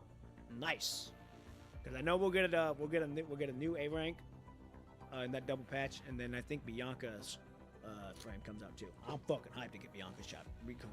Fucking hyped to get Bianca. So yes, all right, ladies and gentlemen, that is the plan though. So Saturday, maybe doubleheader, and then after that, it's just gonna be Floating Records, and then after that, it's just main story all the way through. So super excited to see how that's gonna go. Warzone, is that done? Yeah, we did it. Oh yeah, chat. I used to be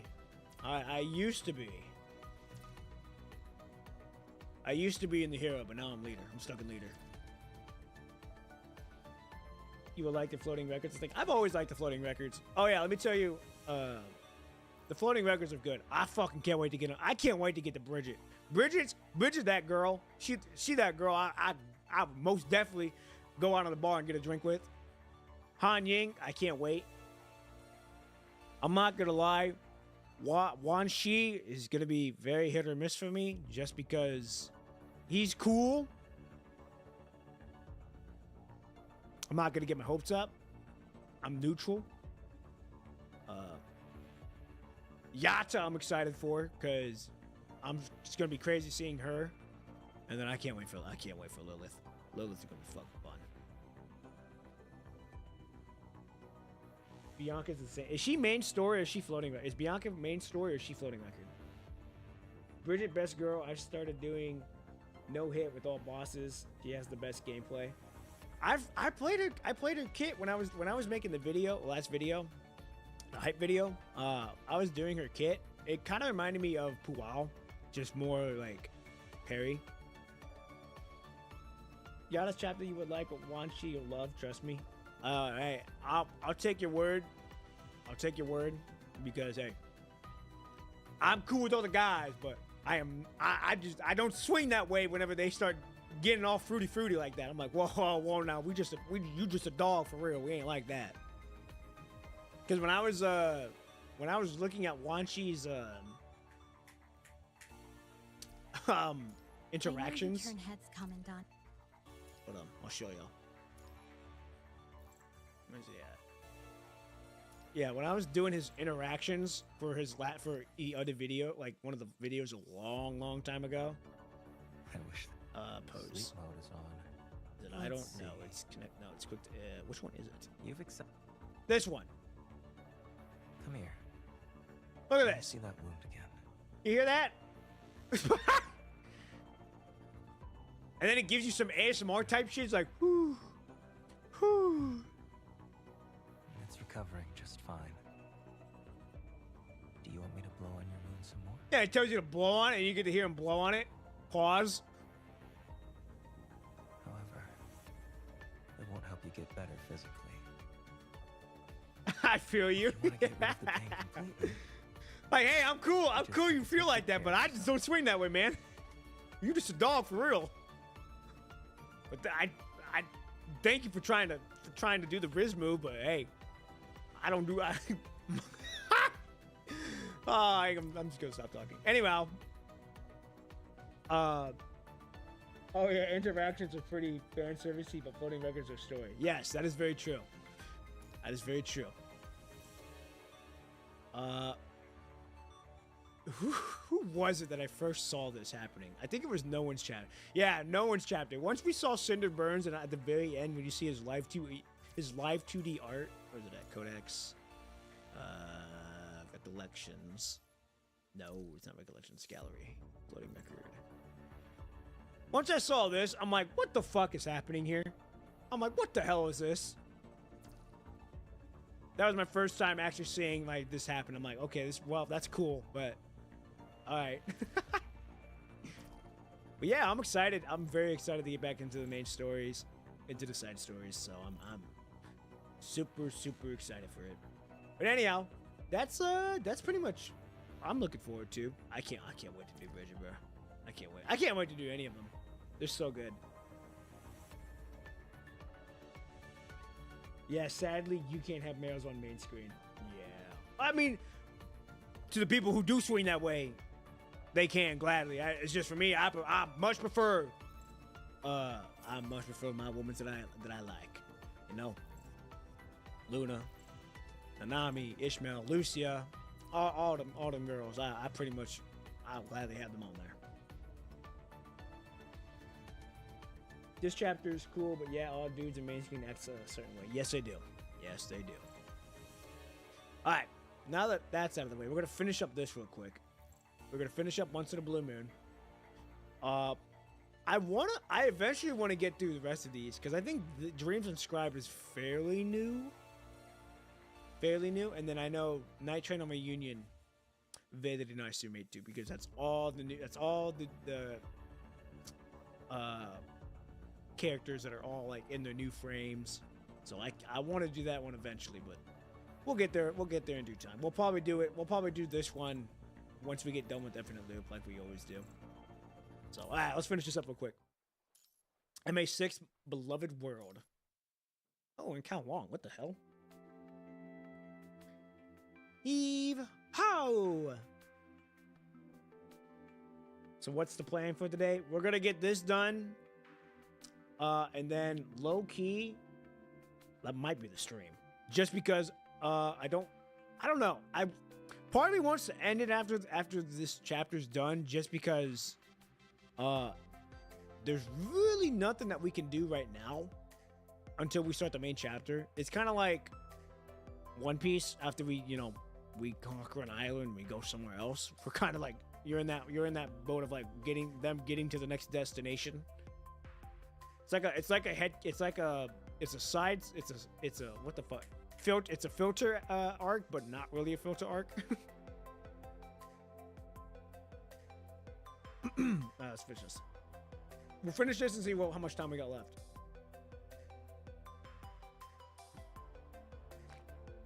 A small chill stream every once in a while is not bad. Oh yeah, 100%. It's not bad at all. Not bad at all. I mean, and sometimes they're warranted because I mean, shit, we did the story event for 2 months straight. 2 months straight, which is fucking wild. And on top of that, I've just been streaming PGR. You would think by the time we've been streaming PGR for 6 months now. You would think you would see people start moving to different games or like switching it up every now and then. Me though, not me. That's why I'm gonna be different. You know what I'm saying? Because we stay on it regardless, and then when it's all caught up and said and done, then I bring something out. And then we slowly make a pivot to the next place that I know I can be on for the minute. So we lower the PGR. Hey,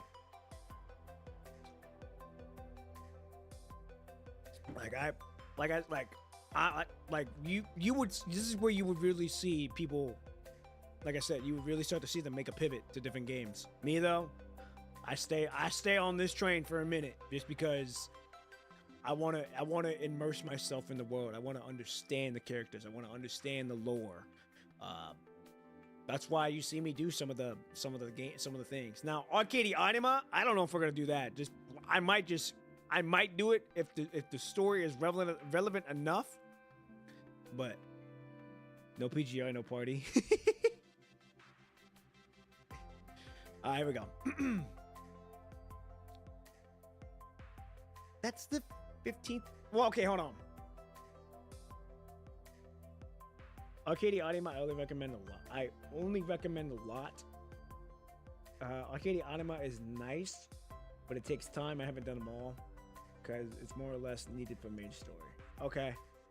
I'll dead ass probably then. I'll probably just do it on my own time. That way,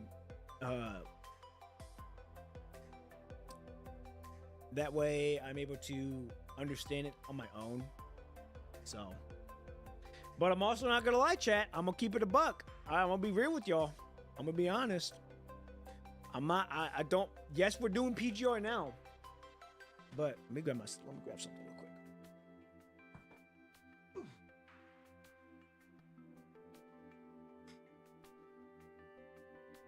Y'all know, ladies and gentlemen.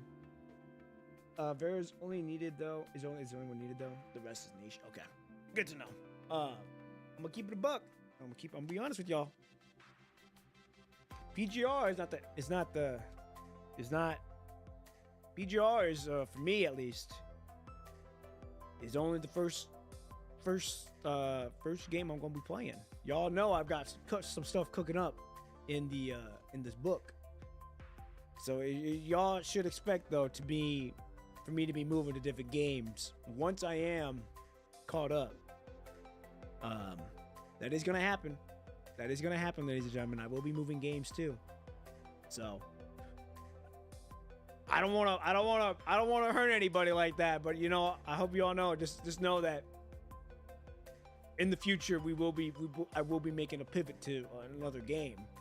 Now, what game that it's gonna be, y'all gonna have to wait. Y'all gonna have to wait and see, because this is where this comes into play, and this is where everything starts to very slowly make its way known for what is gonna happen and what I want for this channel to be.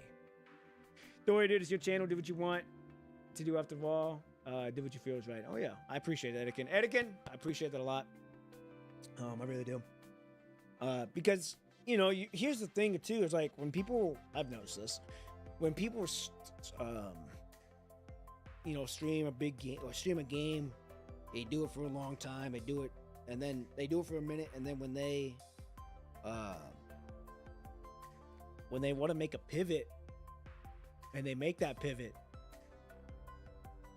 and then they really see like everyone that they've how do I put this? Everyone that's been coming to watch the stream, they're either it's a split. They're either watching it for you, watching it for them, like they're there for the person, they're there for you, like the character, like they're there for the streamer, or they're just there for the game. So when they move to another game, half of those 50 people that are there for the game, they're gone. And then you're gonna have whoever rocks you personality wise and all that, they're gone. Oh, they're there. So they're gonna lose that, which I'm content with. I know that I'm gonna lose viewers when I do make the move to another game.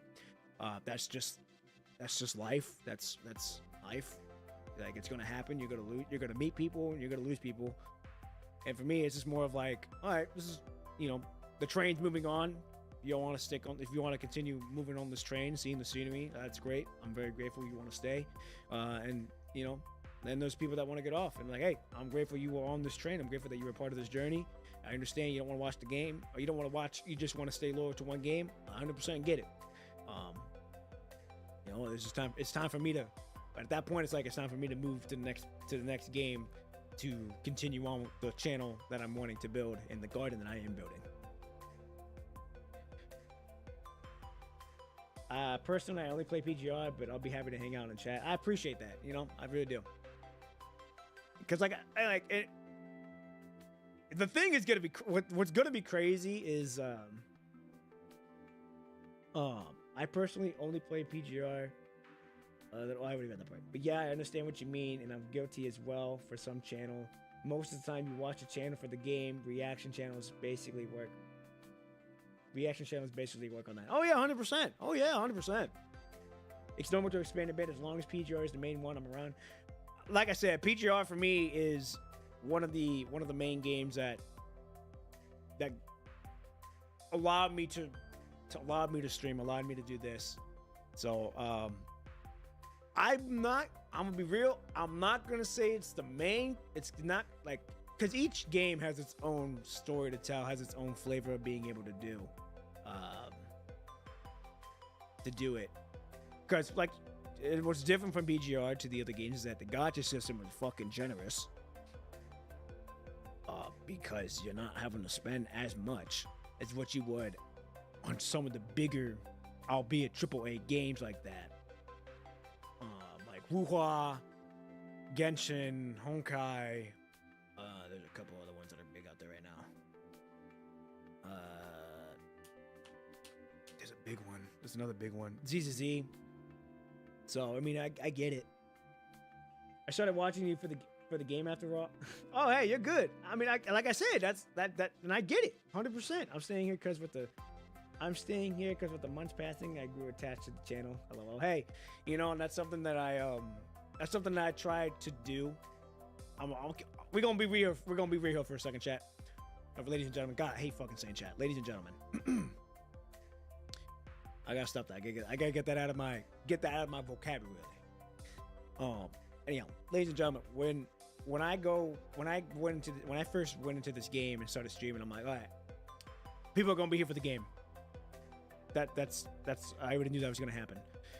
It was more of, it wasn't about me show playing. It wasn't about me playing the game. It was about me just enjoying the game, enjoying the things that I do like to play.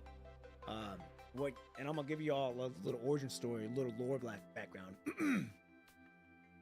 Number 222. Hello. Good morning, good evening, good afternoon. I hope you're having a good one wherever you may be. How are you? You're right on time. You're getting ready to know some lore about me.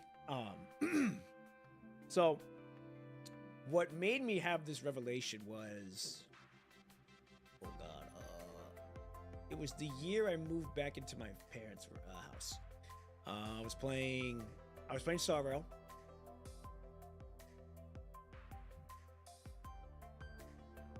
And I was just, I was enjoying my time. This was when I was still trying to find myself again. After the relationship that I was in, it got done, and some stuff with the family was going down. Things was turning south for the family. So as I was, on the saddle, making sure the family's okay. And I talked about it, I talked about it with my mom, and we both agreed that me coming back to the family, me coming back to the house, was a blessing in disguise, because stuff was happening with my stepdad health-wise, and my mom was doing everything she could to make sure everyone was good. And I'll be real, when I was in that relationship, I didn't talk to my family at all. The person you see now completely different than the person you were about to hear in the past. You know what? We're gonna do this. We're gonna go to talking because this is some real shit here, and you gonna hear my voice like I want to say like you're gonna hear my voice like stutter a little bit just because it's like it's crazy when it's crazy for me to think about when I look at it from a bigger perspective. So, and I'm gonna be looking at the camera. I'm gonna be looking at you. All right. So, oh, Biscuit, welcome. You're getting ready to learn some lore about me, so you're just in time. So I didn't talk to my family at all when I was in this relationship, just because I'm not gonna lie, she had me wrapped around her finger, and it was not a good play. It was not a good relationship towards the end. It was a really good relationship in the beginning, going into the middle, and then when the end came out, that's when things went really south. I didn't talk to my family at all. I basically ghosted them for that year, and in that year, a lot of things happened. I ain't gonna speak on it now. I ain't gonna speak on it, but just know a lot of things happened, and then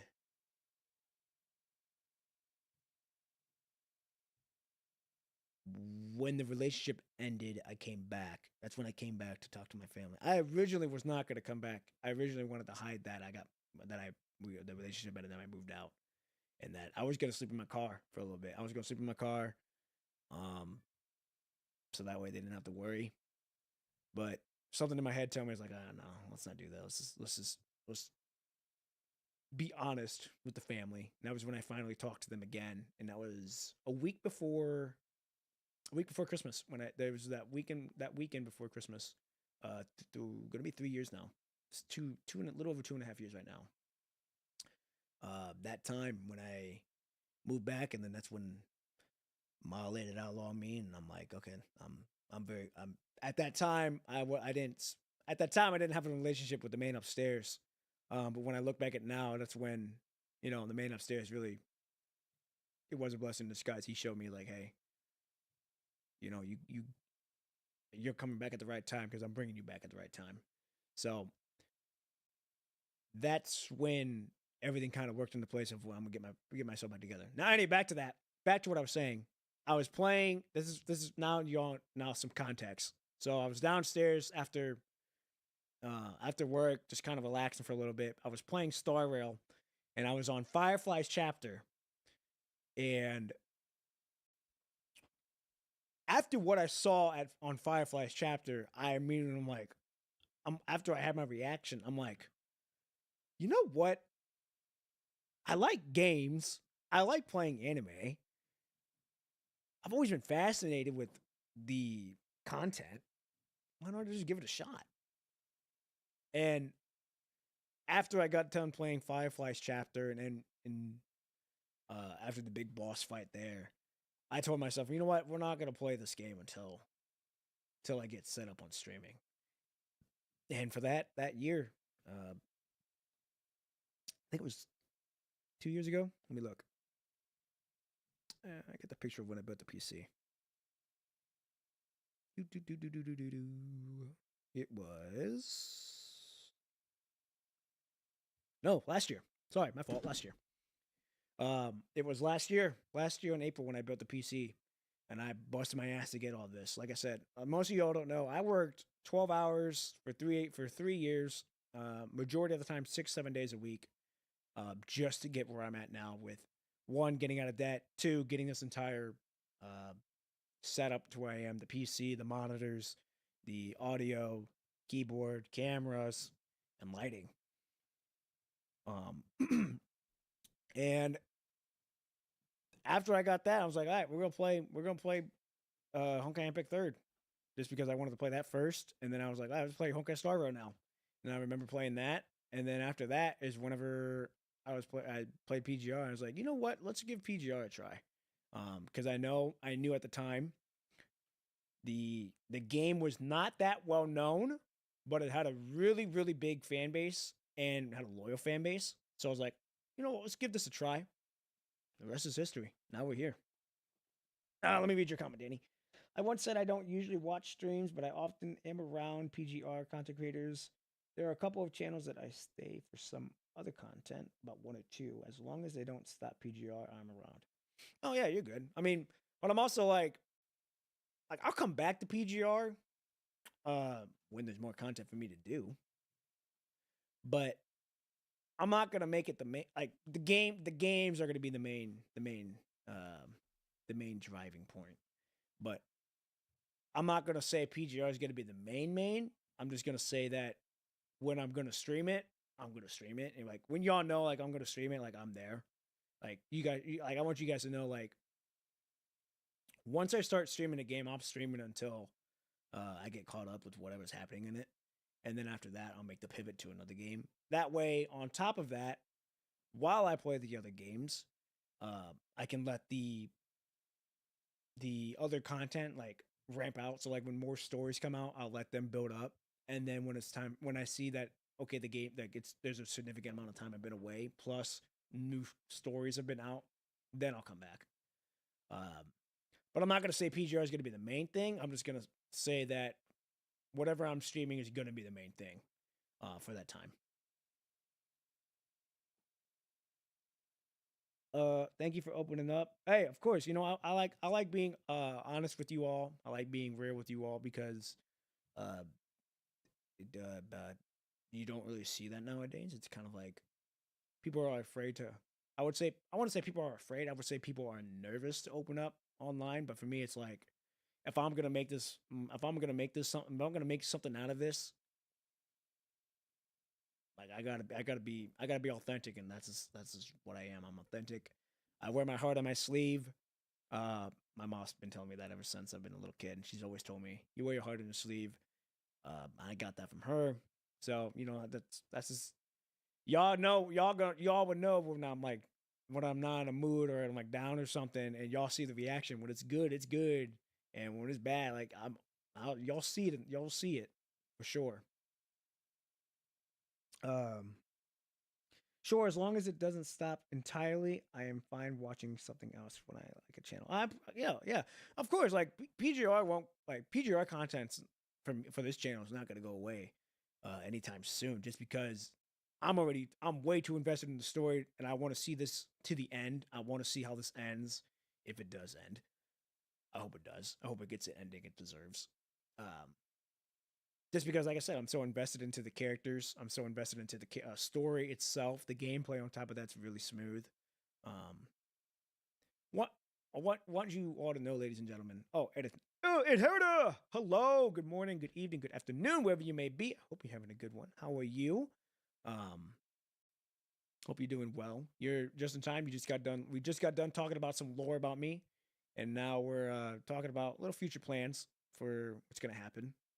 Um, But yeah, like I'm in too deep with this lore, and I want you all to know, ladies and gentlemen, that once I play a game and I am invested in it, I'm 100% invested in it.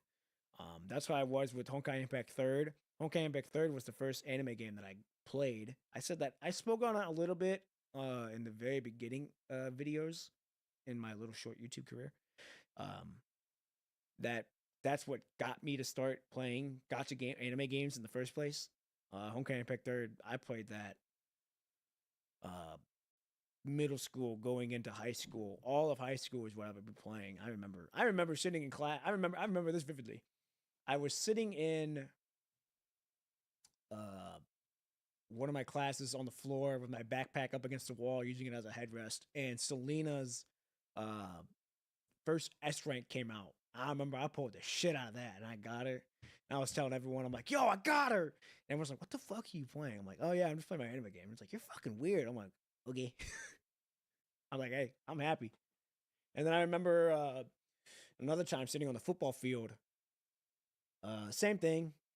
Backpack was on the goalpost, chilling, and I was reading the story for Bronya.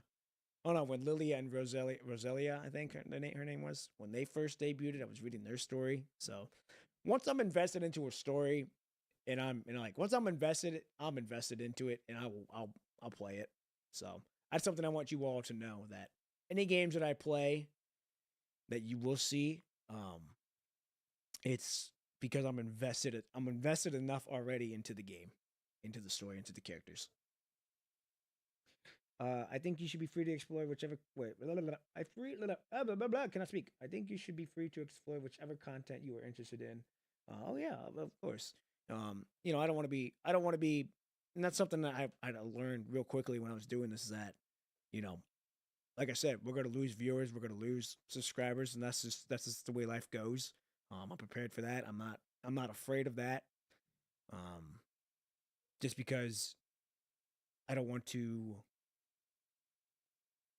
I don't want to limit what I know I can achieve. Because I know I can go very far. Um, and that's not me trying to be arrogant or anything. That's just the confidence I have already, just because of the systems I have in place already with posting the shorts every day, live streaming the times that I say I do, and getting videos out when I do. And I know with that and with the support of my family, because my entire family supports what I'm doing. Most of my friends support what I'm doing, and of course you all as well. You guys, I want to be able to. You all are making this come true.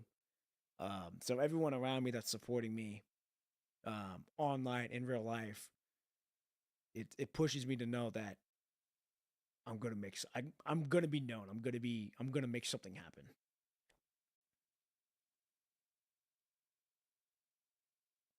I'm in too deep, popping lore now. Plus, I'm entirely curious to see how the channel ends out. I must stick at this point. Yo, I ain't gonna say nothing. I am not. Oh, y'all gonna make me spoil some goodies. Y'all gonna make me spoil some goodies I got in here already. I'm trying my damnedest not to. Um, just know, like I said, this channel will be breaking a lot of norms, breaking a lot of norms, just because um what I see myself and what I know I can do. Um,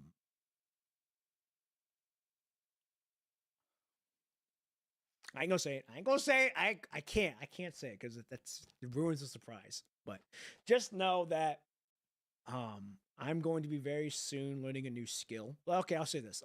I'm going to be learning a new skill here very soon that will come in handy long term wise. Learning curve going to be very steep, but once I get it nailed, man, I can't wait. I cannot wait. I just know that's gonna take some time though. And on top of that, getting it produced and ready to go will also be a minute. But just know that I am getting ready to learn a skill that will help tremendously with this channel. Especially with what I have going on in the story here. So I cannot wait. And once I learn this skill, the possibilities will be endless for what I want to do. Uh, but I'm not gonna say nothing now. I'm not gonna say nothing now until I get it down, and then once I get it down, I'll show y'all what I'm talking about. But for now, uh, just know that, like I said, this will be a channel that I will carve my name into the legacy of games, into the gotcha space, because it's something different, it's something new. I want to bring something new to the table, and I think I can do that. So finished another visual novel route, pretend Lever Riku route. Oh, you've been going on that visual novel ride. I commend you for that.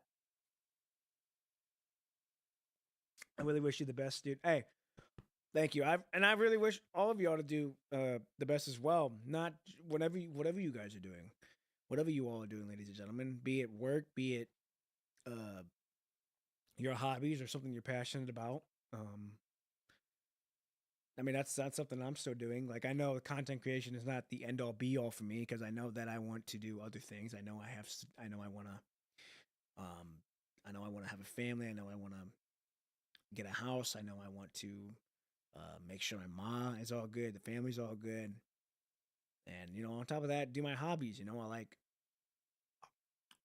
I'm not gonna say the hobbies now because they are part of the story, but I want to make sure that I spend my time wisely enough to where when I do go to my deathbed, I can look at it, knowing that I lived life to the fullest maximum capacity that I know I did, and I can leave hopefully leave a legacy behind that will inspire other people. And I just recently, very very recent, like yesterday. I don't know if y'all saw the Kung Fu Panda. If you ever seen the Kung Fu Pandas movies, they are one of my favorites. Uh, one of the quotes that I really resonate with. I gotta find it. I gotta go all the way back down and find it. It is.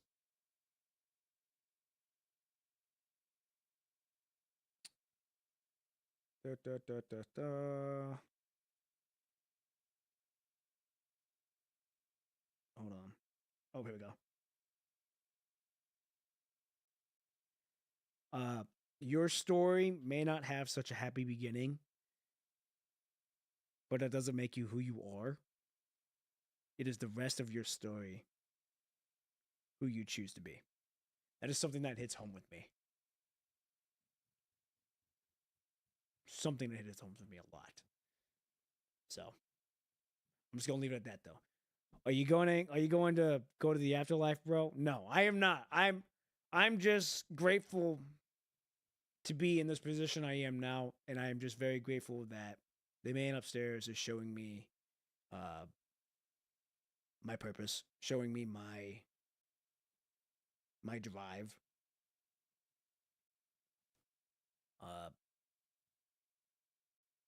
Yeah, I mean that's not.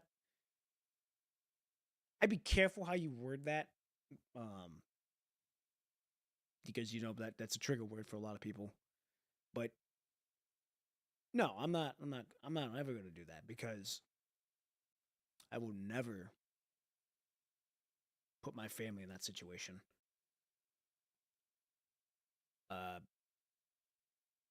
Just because of what the family's been through, I will not do that to my family. I will never do that, because I know that I need to be there for my family, and I know that no matter what,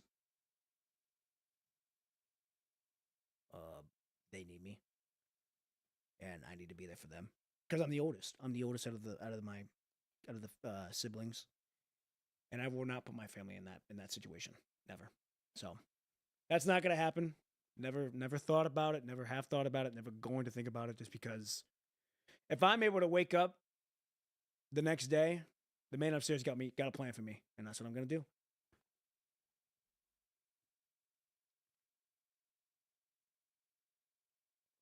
But hey, all good. I mean, I do appreciate you checking out, looking out like that. But I'm all good. You know, ain't nothing like that for sure. I'm enjoying my life. I'm present where I am now, and I'm grateful for the life I have right now. So, thanks for coming to my TED Talk, everybody. But I'm great. Like I said, I like having these deep conversations with you all. It resonates. So, I heard knocking, or am I schizo? I mean, I might have knocked something, knocked. You probably heard like one of my chairs hit something, but if that was me, my fault. All right, let's finish the story now, shall we, ladies and gentlemen? Ugh. But again, I thank you all for listening and all that. We're here to witness what unfolds. Like I said, I cannot wait to show you what I got planned in the works. It's just gonna take some time. And like I said, I've only been doing this. I've only been in this space for not even a year yet. I'm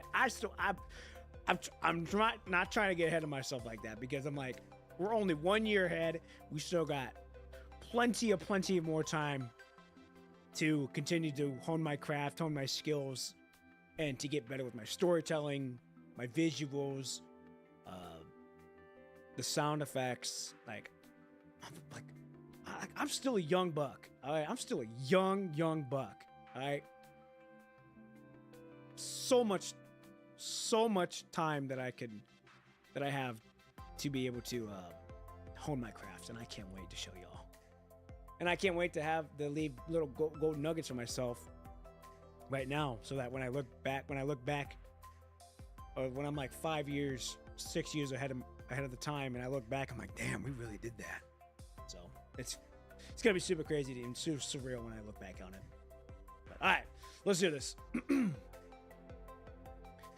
Purao runs her hand playfully through the fireworks in excitement before she walks away, ready to carry the next box. Slacking off, huh? The celebration is about to begin. We could really use some help here carrying the rest of the boxes over. Oops, my bad. But see, I guess I'm just feeling a little nostalgic. It's been a while since I last spent the night here. Now I'm motivated. Hey, I'm grateful to be able to motivate you. Here's the other thing too. I'm gonna keep this real buck. Give me the buck really quick, and then we're going back to this. All right.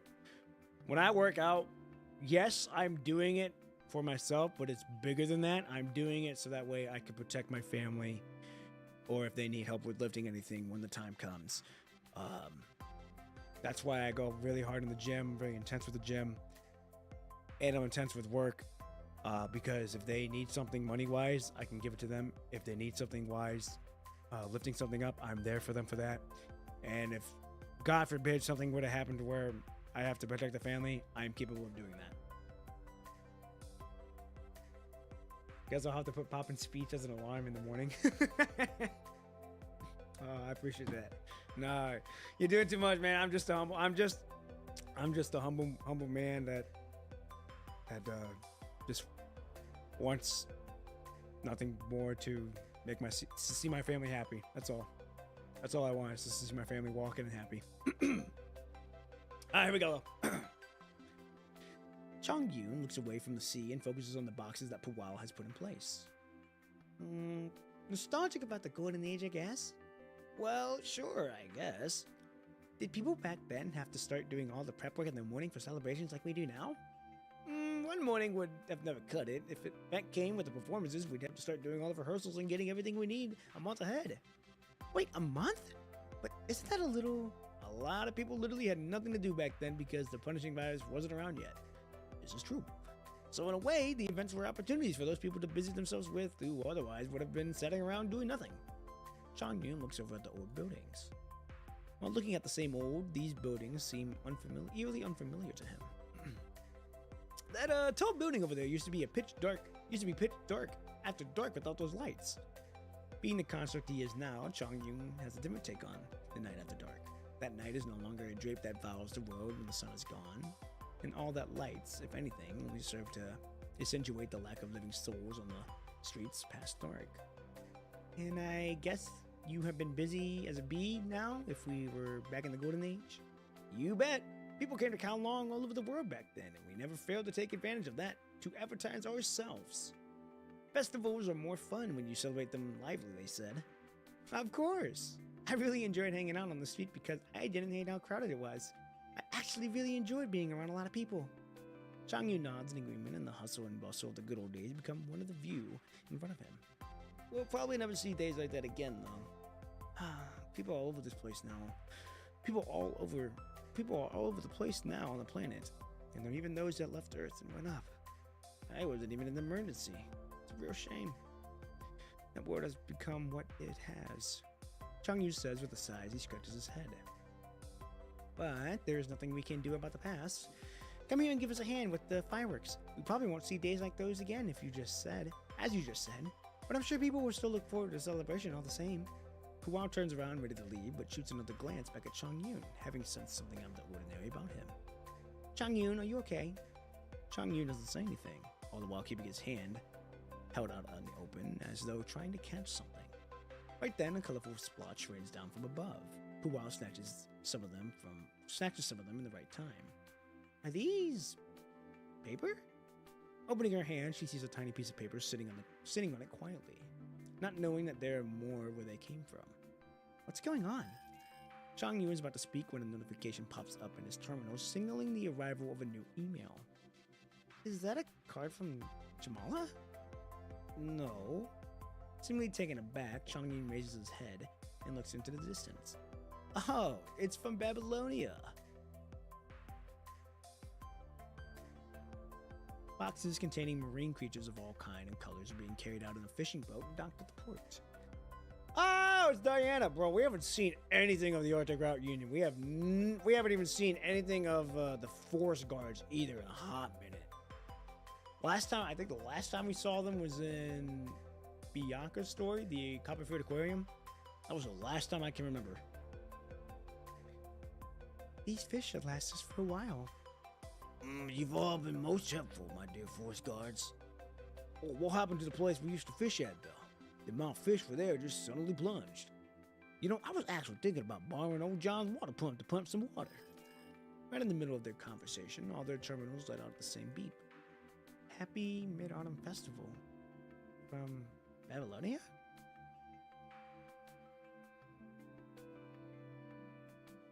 Oh, it's a song, bro. This is, poor man.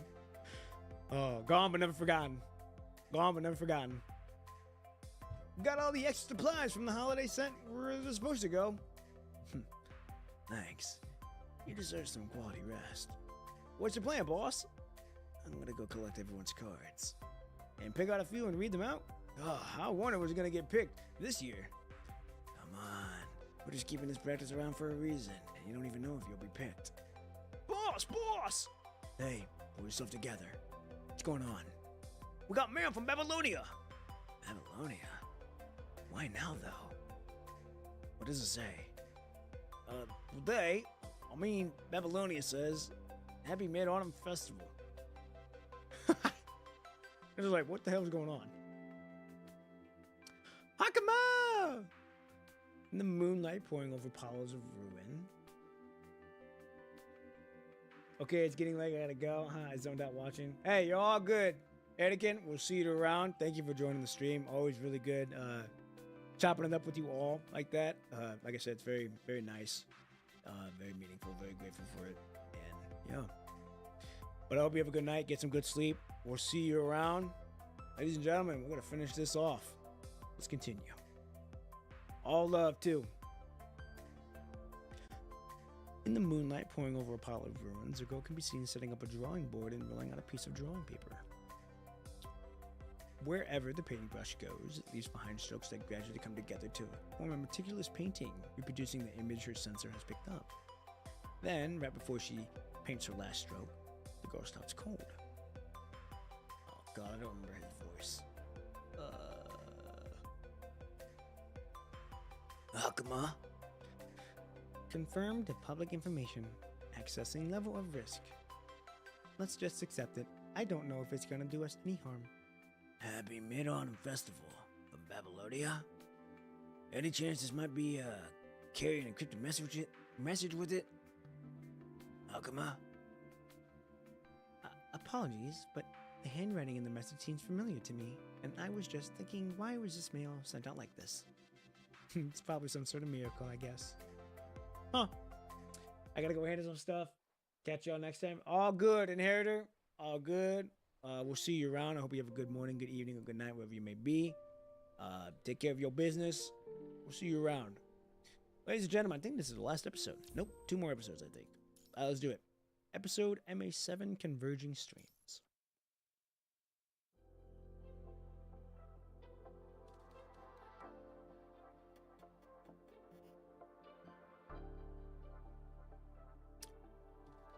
We just confirmed that all the cards were sent out randomly to people around the world without opening and closing messages. People around the world, huh? That includes people on Earth. To put it more accurately, I'd say the cards were sent to any terminals and any such terminals for that matter on Earth that still function properly to have an internet connection. In other words, that's any terminal that can receive messages and display them. Any negative, oh my god, any negative impact. The WGAA member that just came back closes the door and scratches her head. Well, the cards were all Mid-Autumn Festival cards, and I can hardly imagine anyone getting upset over cards like that. They've been operating your terminal this whole time, Teddy. Are you looking for a solution? No, I'm just writing an RCA. An RCA? Wait, seriously? We really messed it up. So I thought I might as well just come up with an RCA now, so they won't ask me to write something even more challenging. Cap, is there a way around it? I hate those report guts. Chrome, however, keeps his eyes fixed on his terminal and mumbles to himself as he watches a video recording. He's probably not as bad as it seems. Hearing from Chrome just said, Kamui waves his hand at him. I'm serious. Chrome grabs Kamui's hand and shoves his terminal up to his face.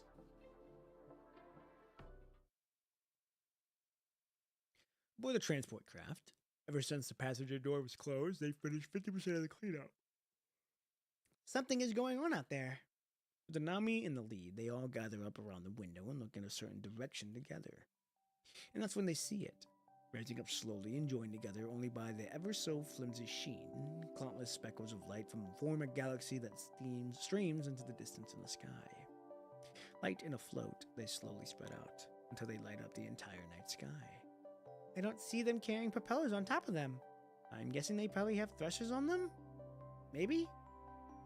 Uh-huh. They just make their way up here the same way hot air balloons would, with heated air. People know them as sky lanterns in Kowloon, and they're a handicraft that doesn't take a whole lot of resources to make. But it definitely doesn't too early. I mean, it usually takes a celebration much longer to get to the part where they send the sky lanterns flying. Oh, from HQ. Seeing the confused look on the WGA member's face, everyone huddles around their terminal with their permission. The terminal now shows a map on which the light outlines different areas against a black backdrop that shows that the areas are shrouded by night. Upon a closer look, one can see that the tiny speckles of light shining on the map. What are these? With a light tap on the screen, the email unfolds. It's an unsigned card that came from a conservation area. If you're reading this card, happy Mid-Autumn Festival. Even more specks of light start popping up across different areas on the map now. With it, the hazy light slowly turns into the reflection of the stars that shine over the otherwise lightless night.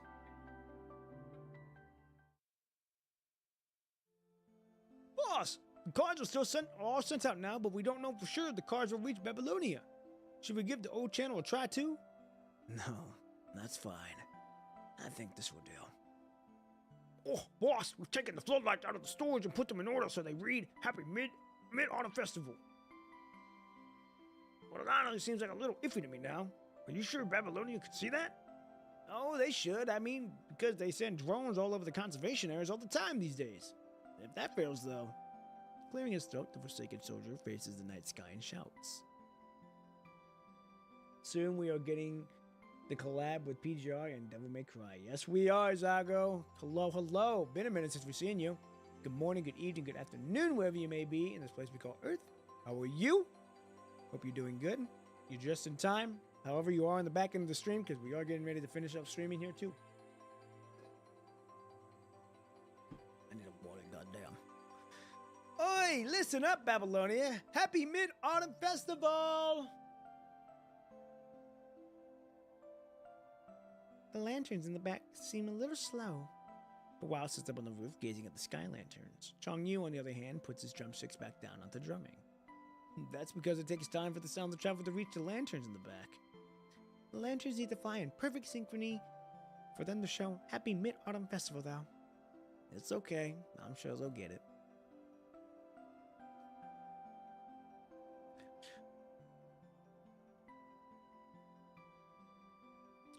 I'm doing well. Glad to see you are doing all right. You are a wonderful, great streamer and a great country creator. Oh, content creator. I'm like, country. I mean, I am from the country, but no, hey, I appreciate that, Saga. I really do. Thank you. I hope the voice acting is going well for you. I know they're coming up about a month from now, I think. So I know you said you're doing them in September. So hope that's doing well. Hope that goes well for you. I wish you luck on it. All the best. I'm glad to see that you're doing good. Ugh. We have a working human terminal here. We should be able to send out the mails with a quick fix.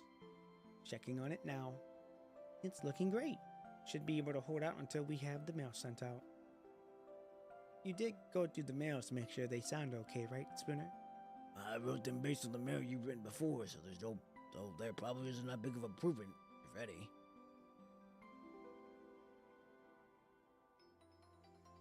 Boy, let's try to summarize the situation here to the point of the Chairman Allen. Who's in charge of organizing the drone's recordings? Hurry up and get the people from the front to give us a hand here before things get out of hand. Replies from Earth are pouring into Babylonia's network at the speed of tsunami.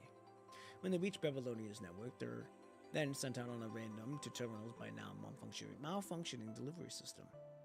Though short and authored by someone the recipient might never have met, messages are sincere and heartfelt. On the people's screens are seen unique greetings with pictures in the night sky. And while old-fashioned, the scene is redundant. A lot of the good old days when people were free to imagine with paper documents. Right at this moment, the broken world sees itself back in one piece with people's hearts joined together.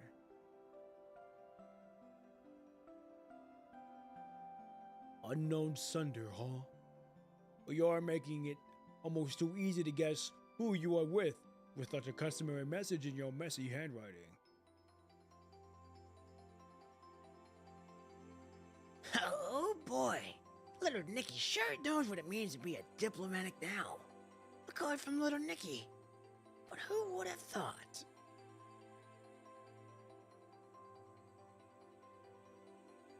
Piece of junk, piece of junk, piece of... Oh, it might just be a name on the card, but still. It's never nice to address someone like that. And I gather you're here because you finished your battle report? I don't want to repeat myself when I can get my message across verbally, Miss Top Student. With all due respect, ma'am, I'm not an undergrad anymore. I'll probably start addressing you properly when you've done something to earn that title of Chief, Miss Top Student. So, how did the card that I given the Grey Ribbon Commandant end up with you? Oh, hey, that's pretty cool.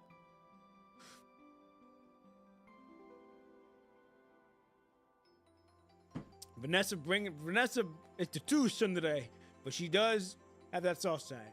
And Sika, she giving it to Vanessa, saying, "Hey, I ain't that like that no more." Show her Sika. Oh yeah, man, I hope she's back in the main story. We haven't seen her in a minute. And speaking of piece of junk, it does sound fitting for you, don't you think? Should Bear Manata go and get these cards back, mistress? No, that's fine. Nothing I gave her was important anyway. Vanessa produces a card from the inner pocket of her jacket and gives it to Bear Manata. Is that for Bear Manata? It is pretty cool to see everyone kind of joining together. When the craft touches down, its passengers alight to bid farewell to those staying behind. Are you sure we're at the right place? It's gotta be. The thing that wasn't a mass producer or anything. Fuck. They're rushing us again. For God's sake, this place is all yours now. Let us know when you're ready to head back to Babylonia. We need to go pick up the other squad now. The wheels of the craft are retracted as soon as the passenger doors close before it soars up into flare and speeds off into the distance. As a token of gratitude, they stand there watching the craft leave, until the dazzling night sky is all they see. The night sky, bearing innumerable sparking stars, seem ridiculously otherworldly. Heard WGAA's delivery system went berserk and sent all the cards to the world through public channels. Wait, does that include the card we gave the Commandant? Yeah, it probably got sent out too. Should we write another card then? I don't think it's necessary.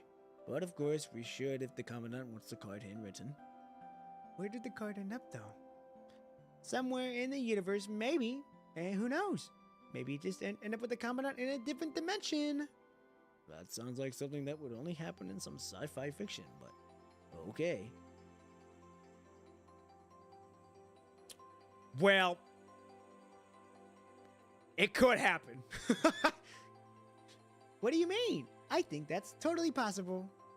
I think of it as a shooting star that travels in the infinite expanse of the universe.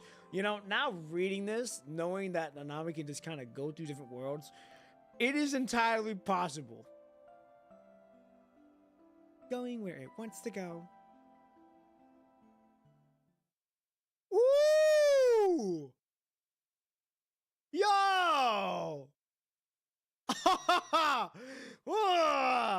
nice little detail. Okay.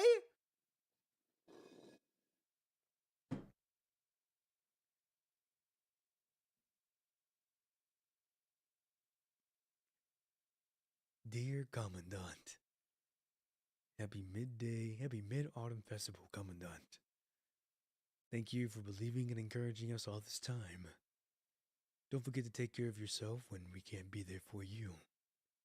Eat well and sleep well. We will do our best to support you. Always in your corner, Grey Raven, Nanami, and all of us.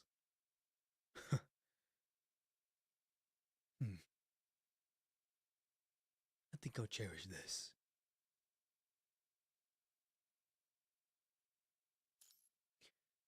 Oh, someone is calling my name.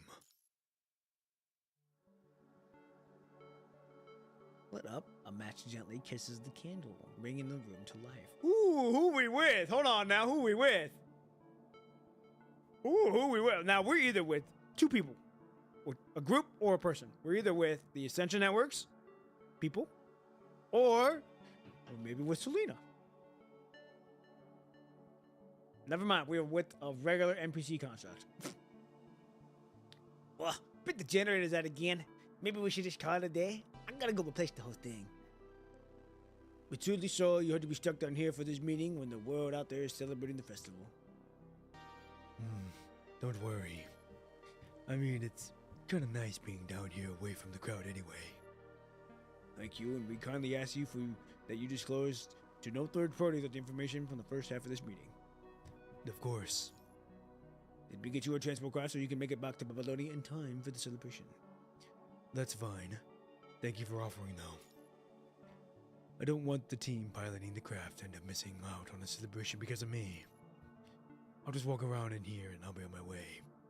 Oh, never you were so gentle, Commandant. I get that a lot, but thanks still. Switching on the emergency flashlights you've been carrying, you head up the stairs that lead out to the basement. You came to this meeting knowing that you'd very likely end up celebrating the festival alone. But I never thought it actually happened. Oh wait, that sounds right. But I never thought it would actually happen like this. Oh well, let's go outside and see the stars. Ah! Nice. You were expecting the chilly wind to hit you square in the face, except it never happened. Because there are people standing around the door. Ta-da! Found you, Commandant! Anami does a weird pose, apparently having been waiting for this moment. Commandant. Holding something you seem to recognize in her hand, Lucia seems a little unsettled. Well, we never meant for it to happen, Commandant, but the, letter. Liv stands beside Lucia and looks nervously at you as she tries to explain herself. It was just a normal letter that's never been straightened. But hey, Commandant, I never thought the old-fashioned letters were your cup of tea. Lee stands a little further away from the rest of you, but it's obvious that his eyes are glued to the object Lucia is holding. Which prompts you to start thinking. And slowly and surely, you figured out what it is. Oh. That's the letter I asked you to keep for me. Right. Bingo! That's the 1 point for you, Commandant. Oh, what is this music, bro? This music kind of going cold right now. The envelope was ripped out during the tug of war from a machine that tried to eat your letter. And the letter fell out, and I saw it when I tried to pick it up. So, you've all been looking at it since then. You were so adorable, though, Commandant. Ah, come on, Anami. Hey, I'm just being a gentleman.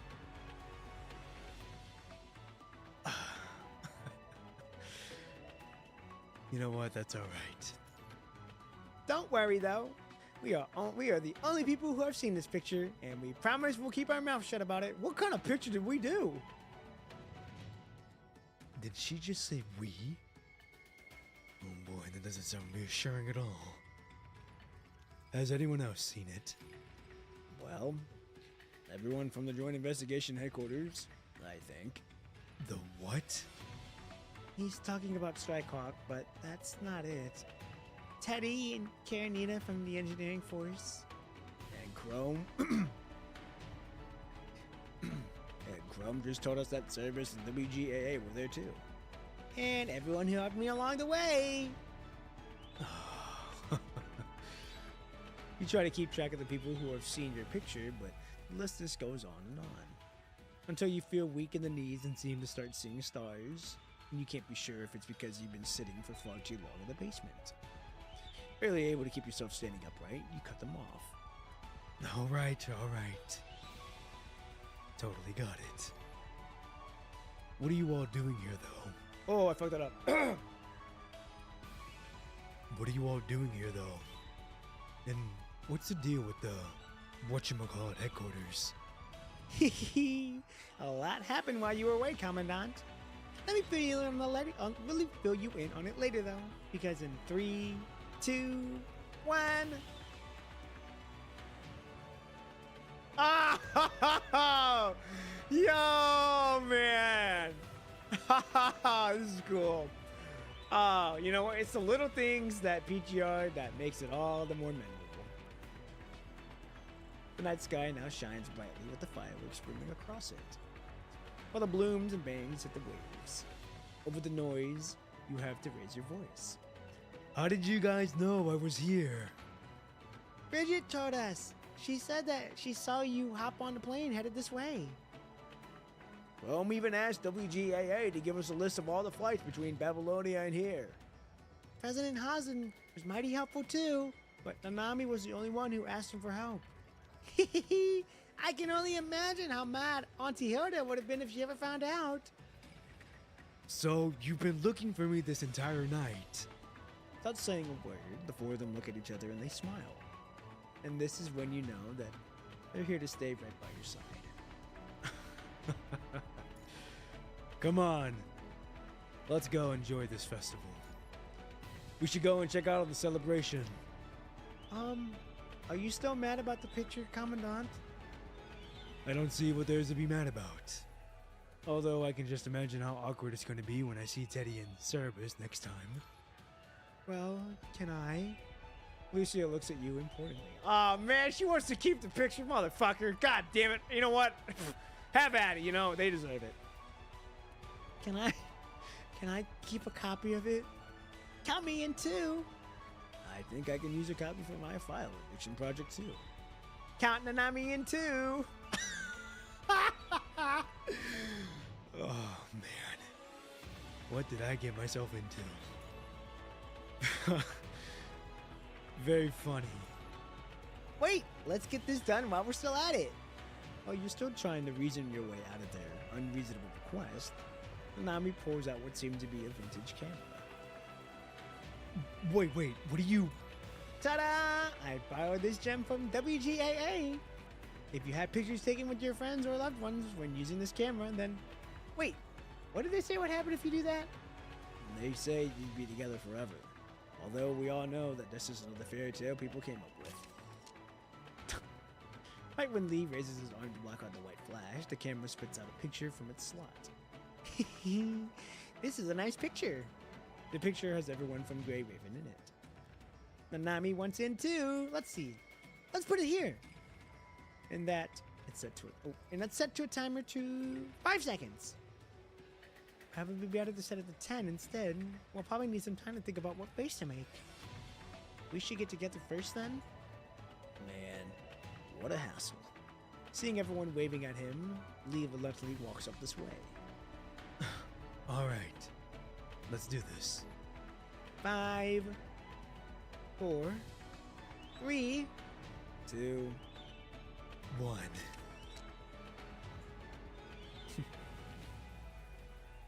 Under the moon and fireworks, a picture with all of you, and it slowly drifts towards you. As someone tries to correct another person for getting their facts wrong about wishing on the Mid-Autumn Festival, all of you look at the picture. This picture is a piece of proof that one stands for the bearers to witness to time past. and with it, all of you make your own wishes from the bottom of your heart. Time may pass and the road may change, and you will hope that the five of you will always be together through thick and thin. Ugh, yo, that was really good. That was a really good chapter. I really enjoyed that one. It's a nice little subtle ending before we get into the main story. You know, that was good. I really enjoyed that. That was a nice little setup for the main chapter. So that was really good. Really enjoyed it. All right, ladies and gentlemen, I think that's gonna do it for today. That was, like I said, really chilled back stream. Really enjoyed those. It's always those little enjoying back streams that you need to do. Super fun. Super fun. All right. So, I need to do many of them as well. They're a good read. They're a fun little read. We still got 2 more to go through. We'll probably I know we're gonna do one of them when we get done with the Infinite Loop arc. And then I don't know when we're gonna do the other. We might do the other one later. But for now, though, let's talk about plans for this weekend. So, we touched about it a little bit. Saturday morning, 6 a.m. streaming time. We will probably be doing the doubleheader. We'll see. Just depends on how quick we can get Teddy's chapter done. And then after that, it's just floating records from their point on. So, and I'm hoping that we can get onto Selena's chapter or start it by beginning of winter. So it's about, I think, like 3 months. Let me look. Should be under that. When does winter start?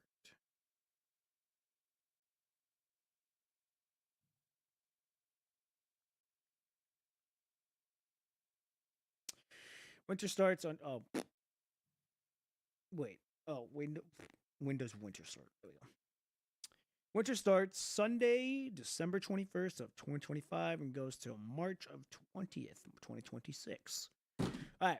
So I am hoping to get to Selena's chapter by then. If we can get there quicker, all the more better. Teddy's chapter should be relatively quick enough. Okay, cool. Perfect. Then from what y'all telling me, if it's going to be quick, it sounds like it's going to be leading up to a doubleheader on Saturday. Which should be fun, should be fine, should be interesting for us to do. So, I'm excited for that. So, ladies and gentlemen, thank you for coming to the stream. I know, like I said, it's a different type of stream. Nonetheless, really fun stream for me. I enjoyed the story, and y'all got to get a little bit more lore about me, which is always cool to talk about. And y'all got to learn more about the story that I'm writing and what I got planned for this channel. Moving forward. So, you all don't have the full picture yet, but I'm gonna keep that hidden on the wraps until the time's come for me to bring it out. So, anyhow, that's gonna be it for today's stream. I thank you all for coming out. I'm very grateful to be able to do this. I'm very grateful to be able to just play the games that I love and just stream it.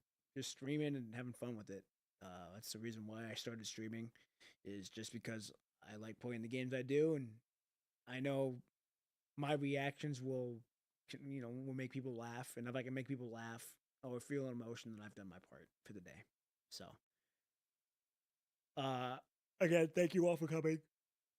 I will see you all Saturday morning, and like I said, I'll double confirm if we have a doubleheader coming up for that. So, on that note, ladies and gentlemen, 6 a.m. Saturday morning, we start the main chapter. I'll see you then. Peace!